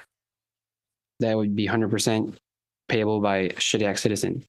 Right now, By the users. by the users. Right now, if because we're- the current water system in Shediac, as well as every other municipality, basically for potable water to people's homes, Yeah. is paid through their water bills, not their taxes. That's how that works. Yeah. Now, this was for what's the cost of a pipe from one spot to another spot? That's all it was, for fire hydrants only. Now, because I'm not going to venture, but Mr. Watson, if you were looking at a regular potable water line, I mean, there would be other valves and stuff involved other than what you've costed with this, I would dare guess. Yes. Am I wrong? Yeah, there would be like, for instance, all the service. It's not going to double the price, The but service laterals, but there's stuff, everybody's yeah. property line, and there'll be a little bit more to it. things of that nature. So Where I'm going with this is that basically right now, if the demand would be to install put a water main for drinkable water, Okay. it would not be shared costs. It would be paid by the users. Okay. Yes. So right now, if we're putting a fire hydrant hydrants. water main, it's going to be a shared cost. And then in the future, if we decide to they decide to hook up to the citizens, well, we had paid for that that service. Yes, they're going to pay for the usage. Yeah, but do you understand where I'm going with this? Yes, but that's for discussion Later. upon Okay. if council wishes to proceed with this. Not quite at this time. We just wanted, per council's motion from, whenever that was earlier this year, give us an idea, because if it was, like I said, I always want to know, is it 20,000? Is it 200,000? Is it 2 million? Because there's a difference between all of them, obviously. Perfect. Thank you. Sounds good. Thank you. So this was just the results of the results of the request. Perfect. Any other questions? Councillor McEnroy. Thank you, Mayor. I think the CAO pretty much addressed the question that I would have, but just to be sure, it would be the way I would see a project such as this. It's something that would require other level of government funding. And also, as the CAO pointed out, would have to be prioritized along with any other project that might fall into that same category. But I just want to express my thanks for the report coming tonight, and just be sure that at some point it'll be in the mix with the other items that It'll be added to our ongoing list. Yeah. Let's be honest, I think we need to do some work on that list. There's a lot of new projects that have been added over the last couple of years. Yeah. So we'll need to eventually have council adopt a long-term strategy on terms of priority of projects. So okay, thank you. Thank you. Thank you, Mr. Watson. Great. Donc, prochain point, introduction aux affaires nouvelles. Except intro to new business, so we had none on the agenda, but request from the council members. Any council members would have question? Jean-Claude Bertin. Thank you, Mr. Now, like they did. Councilor Bertin, I will stop you there. So the way the council works, you ask a question to the president. So I will ask Bob, can I give up the information? So that's a procedure. Thank you, Mr. Mayor. I would like to know that it's paved like close to the Avenir building. If it's enough time, like to draw the lines for the two parking spaces. It's on Casey Street, like close to the Avenir building. Monsieur DG, no? Mr. CAO. I do not really have an update. I know it was brought like a while back, but I did not have the chance or to make some progress. I will put it like on my list. Thank you very much. Merci bien. Conseiller Roland Cormier. Councilor Roland Cormier, thank you, Mr. Mayor. Since at the last meeting of the municipal council, we decided to not proceed with the wharf. The Pelican Wharf, I would say like I don't want the wharf on the Riverside Drive. I think and I think there was a willingness from the council at one time to still have an access somewhere in the municipalities for small boats or we have to address it sometimes. So maybe we could have those discussions during the budget discussions that we will have. And we know like there's a new government and it wasn't the same like when we were looking at other options. It might be other options. I would just say publicly, I support naturally with some conditions, but I support to have like an access for somewhere in our municipality. And I think as a council, I'm hoping we'll be able to finally proceed with something that is in English that will palatable for the council. It's one of the things I would like to discuss sometimes. Okay. I just wanted to take the time to say it. Thank you, Mr. Mayor. C'est bon. So that's good. Councilor Jean-Maine Galland. I have a question and on Main, like just across from Second Cup. What you can turn the second. You have to send this lane. You have to go up. I think it's a winter. There's only one turning lane. You cannot just get. And when we're going to the Second Cup, how come that we do like at the other side of the street? You can go like on the middle lane, like if you want to go on the Winter Street, and it could this one if you want to go to the Second Cup. Je sais pas si les lignages étaient partie du redesign, no? I don't know, like it's part of the redesign. Maybe not, but the line painting is part of the contract. I don't think with the center turning lane as you described, because it's really dangerous. Like I would like to look at it. Honestly, I'm not sure. Like I don't think we will make a lot of change, but it might be a good idea to see if it could be done the same as we're doing there, because it's dangerous when you want to go up the Winter Street and you're going from Main Street, we're coming from the town, and so the cars because they want to turn, so they come here, but the one at the back, they think it's a lane, so they go there. Many times, a couple of people, they were almost hit, and I understand the question.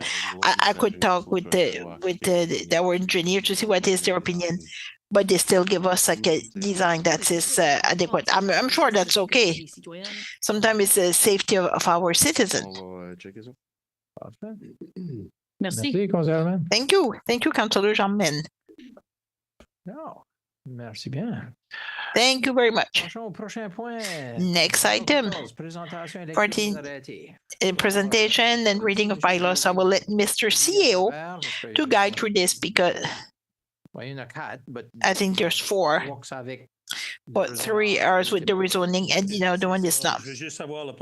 I just have the opportunity like to talk a little bit about the bylaw like on the unsightly and dangerous premises. So during the reform of the local governance, some services they were still delivered by the minister, as we would say, and the Minister of Local Governments, especially like for our territory, for the former qui était offert sur un contrat par BSPCA. The NBSPCA. So this contract was ending. I don't want to mistake it at the end of December and the end of and beginning of January 2025. So it will require like it will modification like for the animal control. On vous le présente pas ce soir parce qu'on a encore du travail à faire avec. We do not have a work.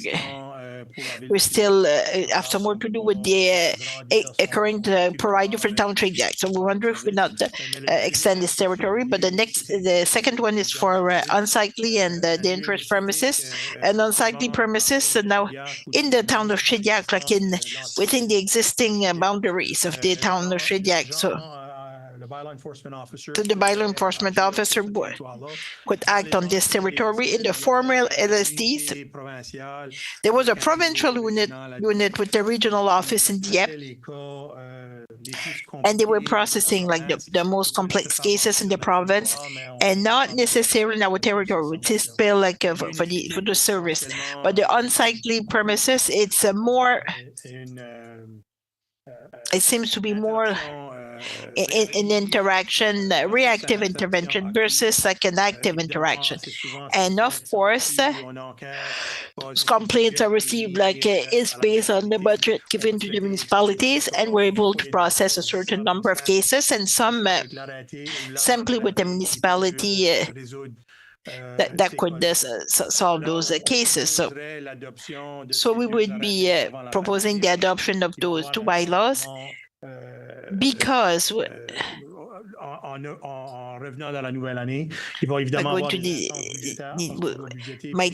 need to have like a budget incentive. So we wanted to start those discussions with the council. So it's something that should have been done maybe just after the reform, like but these filed with some changes to the municipalities that we cannot make some products. So we would propose like to adopt first like of the unsightly premises. So we see like it's quite simple. So it goes to the section also of the local governance to see that how a file is processed. So this is the bylaw, but the animal control bylaw, it's a bit more complex. So that's why we did not bring it here this evening. So I don't know if you have any specific questions for the unsightly premises bylaw and why we're bringing it to you this evening. So thank you for this information. Essentially, I would need someone to read do the first and second reading. Councillor Joël Després. 14.1.1 that the introduction of the bylaw and bylaw number 24-67, a bylaw of the town of Shediac related to dangerous and unsightly premises be approved and read a first time by its title. Moved by Councillor Joël Després, seconded by Councillor Jean-Claude Bertin. All in favor, signify by saying aye. Against nay. Carried. Mr. Clerk. Bylaw like 2467, a bylaw of the township relating to the dangerous and unsightly premises. I move that we adopt like the first reading of bylaw 24 that was moved by Councillor Joël Després, seconded by Councillor Jean-Claude Bertin. All in favor, signify by saying aye. Against nay. Motion carried. Thank you. Second reading. 14.1.2, second reading that the bylaw entitled bylaw number 24-67, a bylaw of the town of Shediac relating to dangerous or unsightly premises be read a second time by its title. Moved by Councillor Joël Després. Questions on the motion? If not, all in favor, signify by saying aye. Against nay? Carried. Mr. Bylaw 24-7, a bylaw like concerning like dangerous and unsightly premises. Would that to accept second reading for bylaw number 24-7 by its title. Moved by Councillor Joël Després, seconded by Councillor Harry McEnroy. Seconded by everyone. All in favor, signify by saying aye. Contre, non. Against, nay. Adopté. Carried. 2 readings done. Prochain. Numéro, Next one, 14-44-57. that's Info. Z 144457Z. So Sylvain, Libéral. Je peux prendre la parole. Merci. I can talk. Like, thank you. Merci, Monsieur le Maire. Thank you, Mr. Mayor. So we received like a request à la suite de la dernière réunion. following like the last meeting where this file was processed. And of course, like usually like the usual procedure. So when we process like a rezoning request, there is a date established for a public hearing. And during this public hearing, the council, the same evening, like the council can proceed with the to do like a first and second reading, and after a certain amount of time, like at the next meeting, we can do like the last readings, like to proceed with the rezoning request. And in this case, of course, like because of the owner would like to an accelerated process, because it would be practical like for a possible sale of the property. So we would ask the council like to see to do like the first and second reading this evening. The council would not be committed to go forward with the projects. It's only one step that will not delay like the public hearing that should be held on November 18. Thank you, Mr. Clerk. So during this meeting, you'll be able like to take the final decision on some of those rezoning requests. And of course, there is another file, and like the planner, Phil Robuchon presented one is a change of land use. So it requires like a different process with another like public hearing that's scheduled in December. So when all of those readings will be completed and they'll be rezoned as requested by the owners. It doesn't quite match up with the regular process, but it is possible to be done. We are meeting all the requirements under the law. We are doing them in a different chronological order than you might be used to. It is just to help the owners, and so that it can lead to a potential sale. The ultimate decision is at the final reading. Well, as scheduled. Under normal circumstances. No, it is the same files as the last time. It is part of the presentation that Mr. Robichaud made tonight. You may remember during the last presentation there was a question of the PIDs. This is what was done. We have separated out the 2 lots, 57Z, that are really part of Webster House, and the 3 other lots that are part of another zoning. These were the questions raised during one of the last meetings, where the project was blocked at that point. That's great. Okay, Councillor Germain, would you like to read it? Yes, I'll give a little break to Joël. 14.2.1, first reading. That the introduction of a bylaw entitled Bylaw Z-14, that's 44-57Z, a bylaw amending the town of Shediac zoning bylaw, be approved and read a first time by its title. Moved by Councillor Germain Godin, seconded by Sylvie Colette-Boudreau, the Deputy Mayor. Any questions on the motion? Councillor Ronald Cormier, you have a question. Thank you, Your Worship. I would ask Phil, perhaps one of the two. It doesn't matter. I'll ask the same question I asked the other time at the last meeting. It was one lot with 5 PIDs, and they were asking for rezoning that go faster for 2, but there are 3 upcoming for which we got a recommendation tonight, from the PRAC. What really preoccupies me with all this one is if we are to proceed, well, I understand that the first and second reading it's important in terms of the legal elements, but it's the third that is really truly important. So let's say we complete this and we accept the recommendation from the PRAC to rezone those two PIDs that we're speaking of right now, and we pass the third one as well.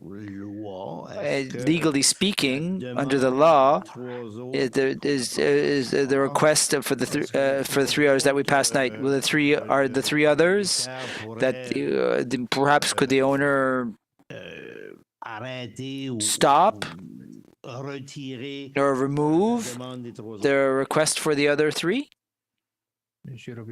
Mr. Robichaud, to be honest, the law is not overly clear on that particular case. We've never seen that scenario. We've never seen that specific scenario. I don't have an answer, but really, you control the readings.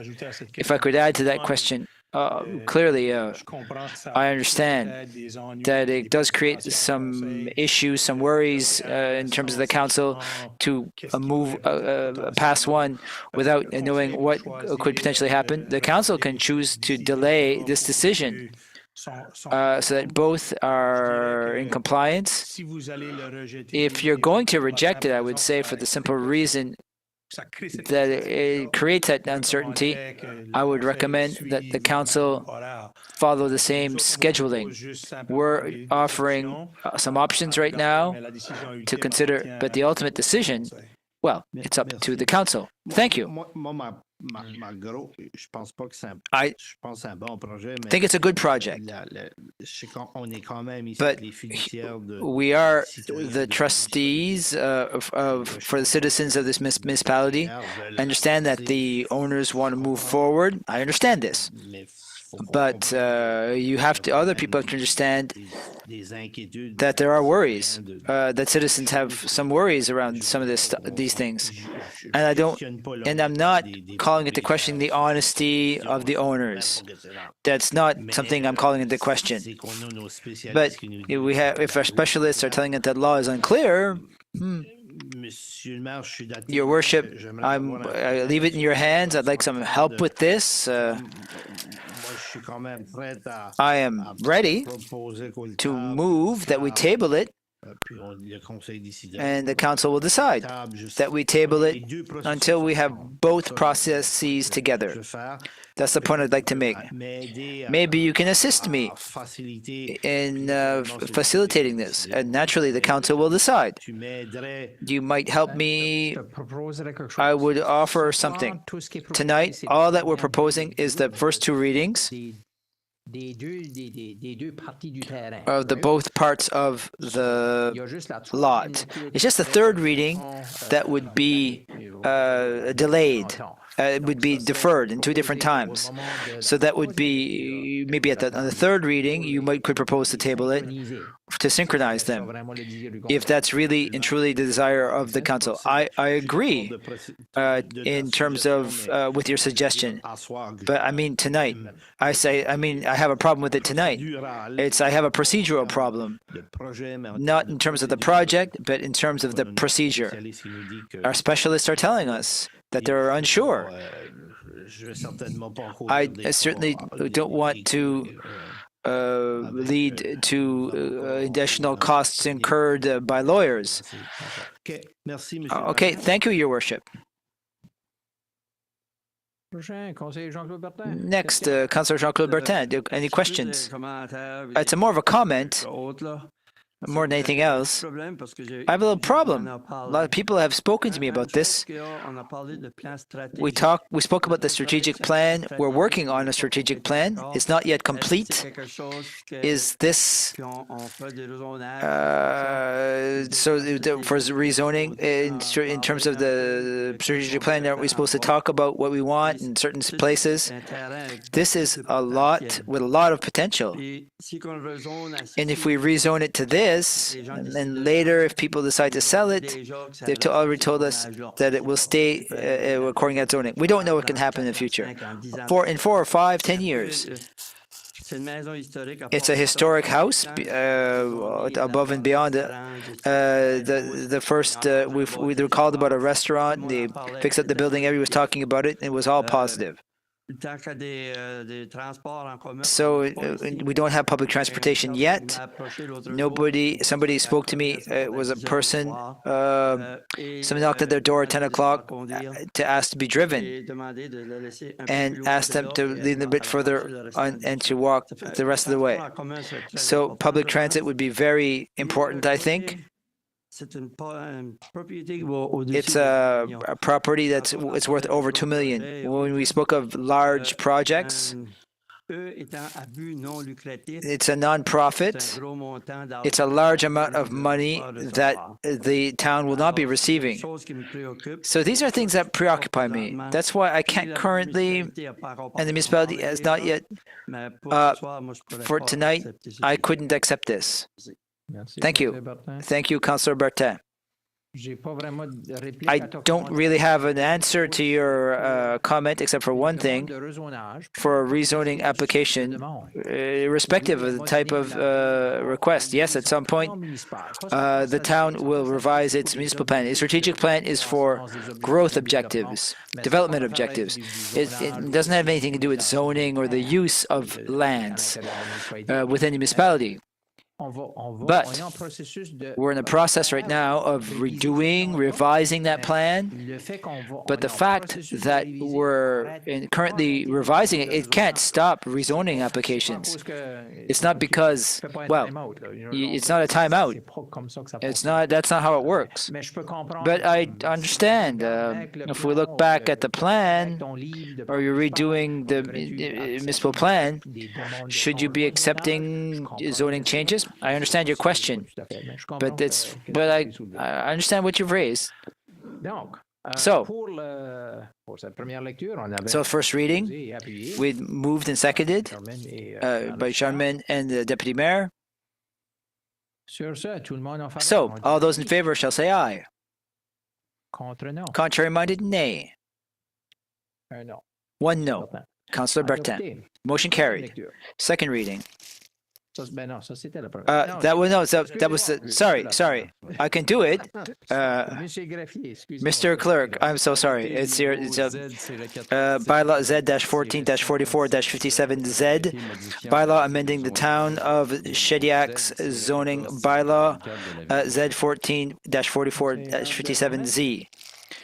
Councillor Germain, that the bylaw amending Z-14-44-57Z, bylaw amending the town of Shediac zoning bylaw, go to second reading. No, we're not there. We're in the second part of the first reading.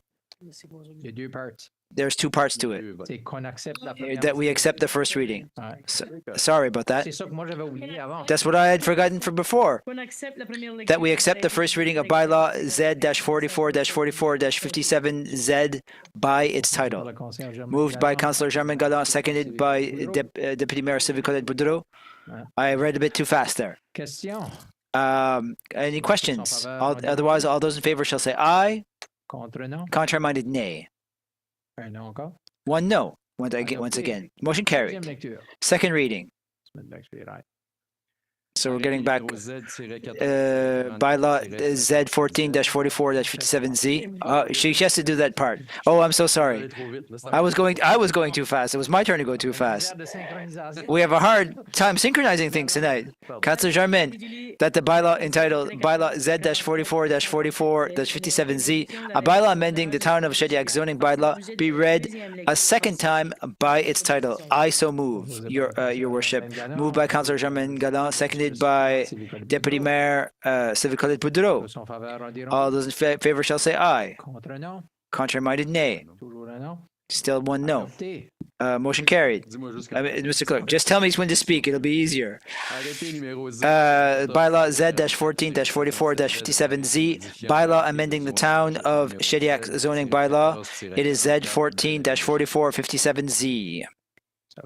that we accept the second reading of bylaw Z-14-44-57Z by its title, moved by Councillor Jean-Marie Gallon, seconded by Deputy Mayor Sylvie Colette Boudreau. All those in favor shall say aye. Contrary minded, nay. Still one no. Motion carried. Next. This is for P-44- 14-36-10P. This is for the changes to the Shediac Municipal Development Plan. Would anybody like to do the first reading? Madam Deputy Mayor. Thank you, Your Worship.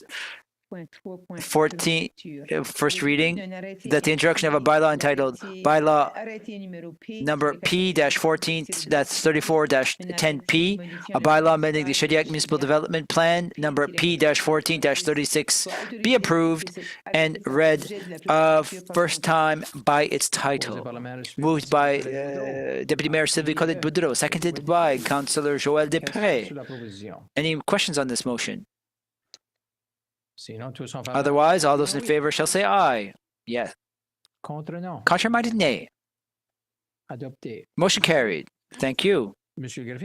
Mr. Clerk, bylaw number P-14-36-10P, bylaw amending the Shediac Municipal Development Plan number P-14-36. That we accept the first reading of bylaw number P-14-36-10P by its title. Moved by Deputy Mayor Sylvie Colette Boudreau, seconded by Councillor Joël Després. All those in favor shall say aye. Contrary minded, nay. Motion carried. Second reading. Madam Deputy Mayor. Thank you, Your Worship. That the bylaw number P-14-36-10P, a bylaw amending the Shediac Municipal Development Plan number P-14-36, be read a second time by its title. Moved by Deputy Mayor Sylvie Colette Boudreau, seconded by Councillor Roland Cormier.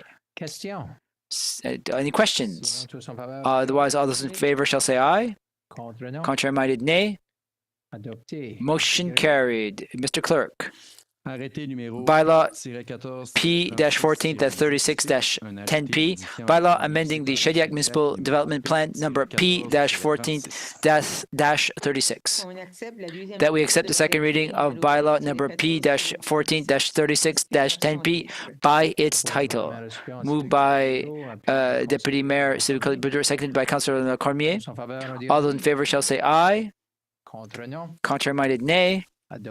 Motion carried. Thank you. Next, Z-14-44-58Z, or Z, bylaw amending those lands. Do I have somebody who would like to read it? Who would like to read the motion? Councillor Jean-Marie Gallon.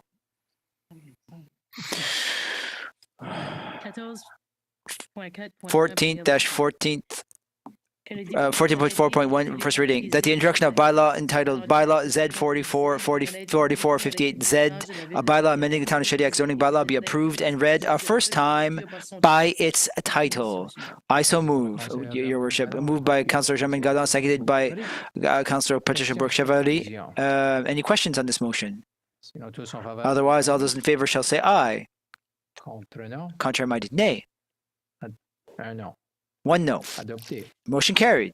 Mr. Clerk, bylaw Z-14-44-58Z, a bylaw amending the Town of Shediac's zoning bylaw Z-14-44 of the Town of Shediac. That we accept the first reading of bylaw Z-44-44-58Z by its title. Moved by Councillor Jean-Marie Gallon, seconded by Councillor Patricia Bourque-Chevalier. All those in favor shall say aye. Contrary minded, nay. One no. Motion carried. Second reading. that the bylaw entitled Bylaw Z 144458Z, a bylaw amending the town of Shediac zoning bylaw, be read a second time by its title. Moved by Councillor Germain Gadon, seconded by Councillor Patricia Brooke-Chevalier. All those in favor shall say aye. Motion contrary-minded, no. Nay. One no. Mr. Clerk, bylaw Z 14-44-58Z, the bylaw amending the town of Shediac zoning bylaw Z 14-44-58-44 of the town of Shediac. That we accept the second reading of bylaw Z 14-44-58Z by its title, seconded by Patricia Brooke-Chevalier. All those in favor shall say aye. Contrary-minded, nay. One no. It is carried. Number 15.1, Net Zero Strategy. Monsieur le Directeur. It's the CAO. You'll give us some background on this. You saved me for the end. That's great. Mr. Director, rather. Thank you, Your Worship, members of the Council. It's not a report, it's an update. In June this year, when people from Siemens and CIN presented the path for moving forward to be able to be the first municipality to become net zero, there were 14 interventions. As you will remember, during that presentation at the end, we didn't pass a motion to adopt the plan. It was recommended that we do some stakeholder engagement and some outreach. We really want to communicate with the population, with business people, to make sure that the plan that we put in place is a visible one and understandable, and that people can adapt it. Now, they put the committee of partners together again, and there are recommendations. The recommendation is to hire a project lead who will pick up this file to be able to look at all of the programs that are available. As you are aware, many programs are available to make changes and adaptations to homes, heat pumps, removing oil furnaces, solar panels. Many programs already existed. We really want to bring together everything that exists already to present it to the population. We also measure the shortfalls. On that side, the project lead will be hired. Concierge service. It's something that we want to offer the service. We know that what we did during the Smart Grid community project, which we did with New Brunswick, it took a lot of outreach. We need to facilitate. Many people wanted to participate in the program, but they might not have the capacity or the knowledge to fill forms out on computers. It's as simple as that. They could make an appointment with Energy New Brunswick with Mary Line. We've known her very well. She served the population. She did really great work. We want to provide that same service. It's a bit of a concierge service, so we can help all of the citizens to adapt and make sure that they can take advantage of all of the programs that would be available. That service would be offered here in the municipal building, in the municipality. We want to apply for money for funds for the next 2 years, so we can continue the partnership with SGIN and also have those 2 or 3 people working here to make some progress on this file. On the municipal end, it was suggested by the committee to apply for funds with a COA, 100% funding. I'm not asking you for money tonight. I'm asking you for the authority to make the application so we can move forward with the project. If it is accepted, if it should occur that they ask us for perhaps 10%, we'll come back to you then. Today, I don't have the precise figures. I can't tell you exactly what the municipality would be asked to contribute. The committee feels that we can get 100% financing. It's an innovative project. We'll become one of the first in Canada. So I would ask your support with this motion that we've written. I can answer in your any questions in my capacity. If you allow, I know it's a little bit late.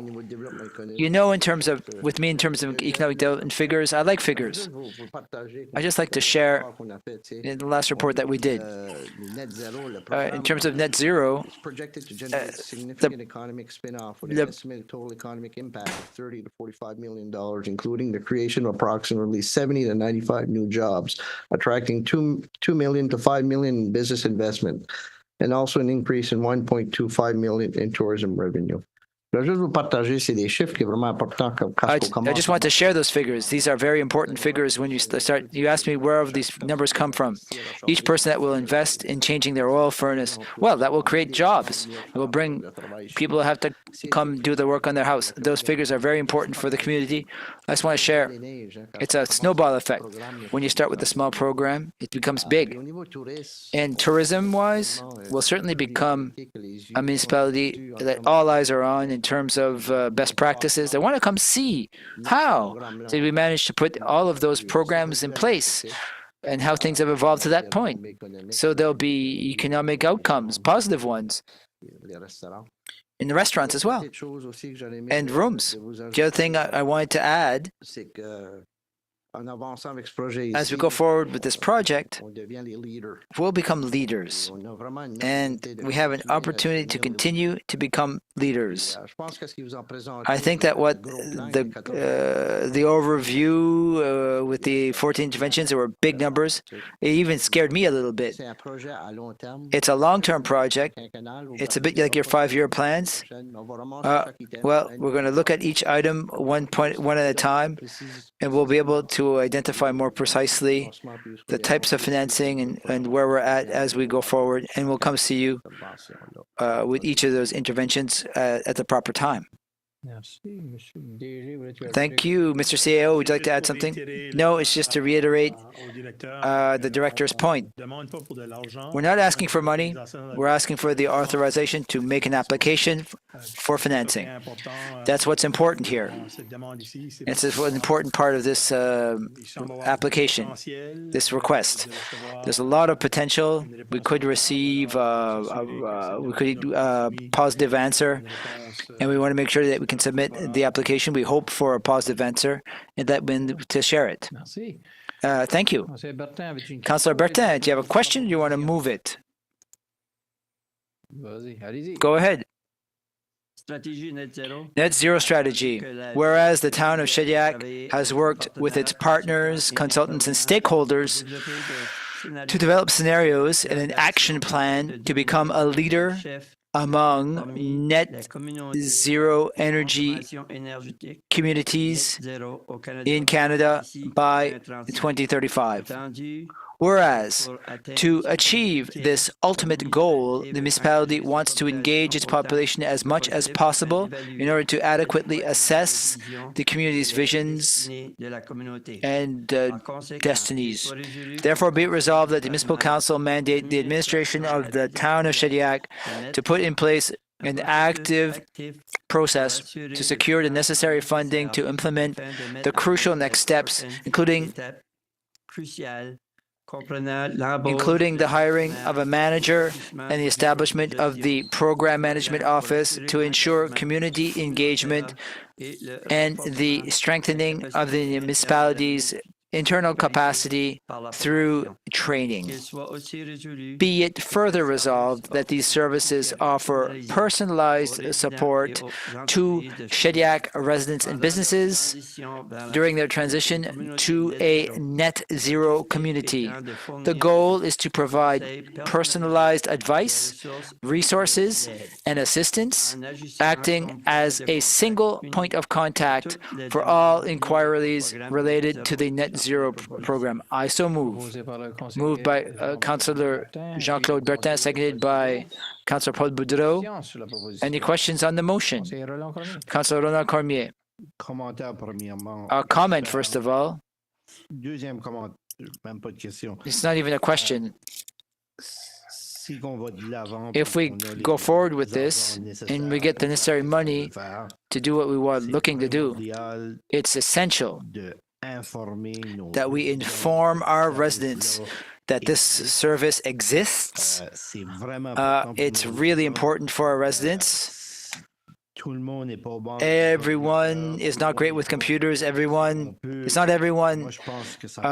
I think this could be a good news project if we can help those who can't help themselves. Congratulations. Congratulations to the town of Shediac. This could be a very positive project, Your Worship. Thank you, Councillor Cormier. Mr. CAO, I see you hit the button. Do you have something to add? Mr. Director, rather? I could add to Councillor Cormier's comments. As part of our applications, there's a big section is exactly that. It's on publicizing. It's the stakeholder engagement and the outreach we're going to do. If we do go forward, here will be the services that will be offered. So there should be resources there to convey the message adequately. Thank you. And since the local community that shares the knowledge, that people will believe it, and that's what's great. And so, all those in favor shall say aye. Contrary minded, nay. Motion carried. Thank you. And 16 appointments to committees. 16.1. Both are related to the departure of our former councillor, our former colleague, Murray Lloyd. He was participating on certain committees. We're filling his positions on two committees. The first is for the Greater Shediac Sewerage Commission.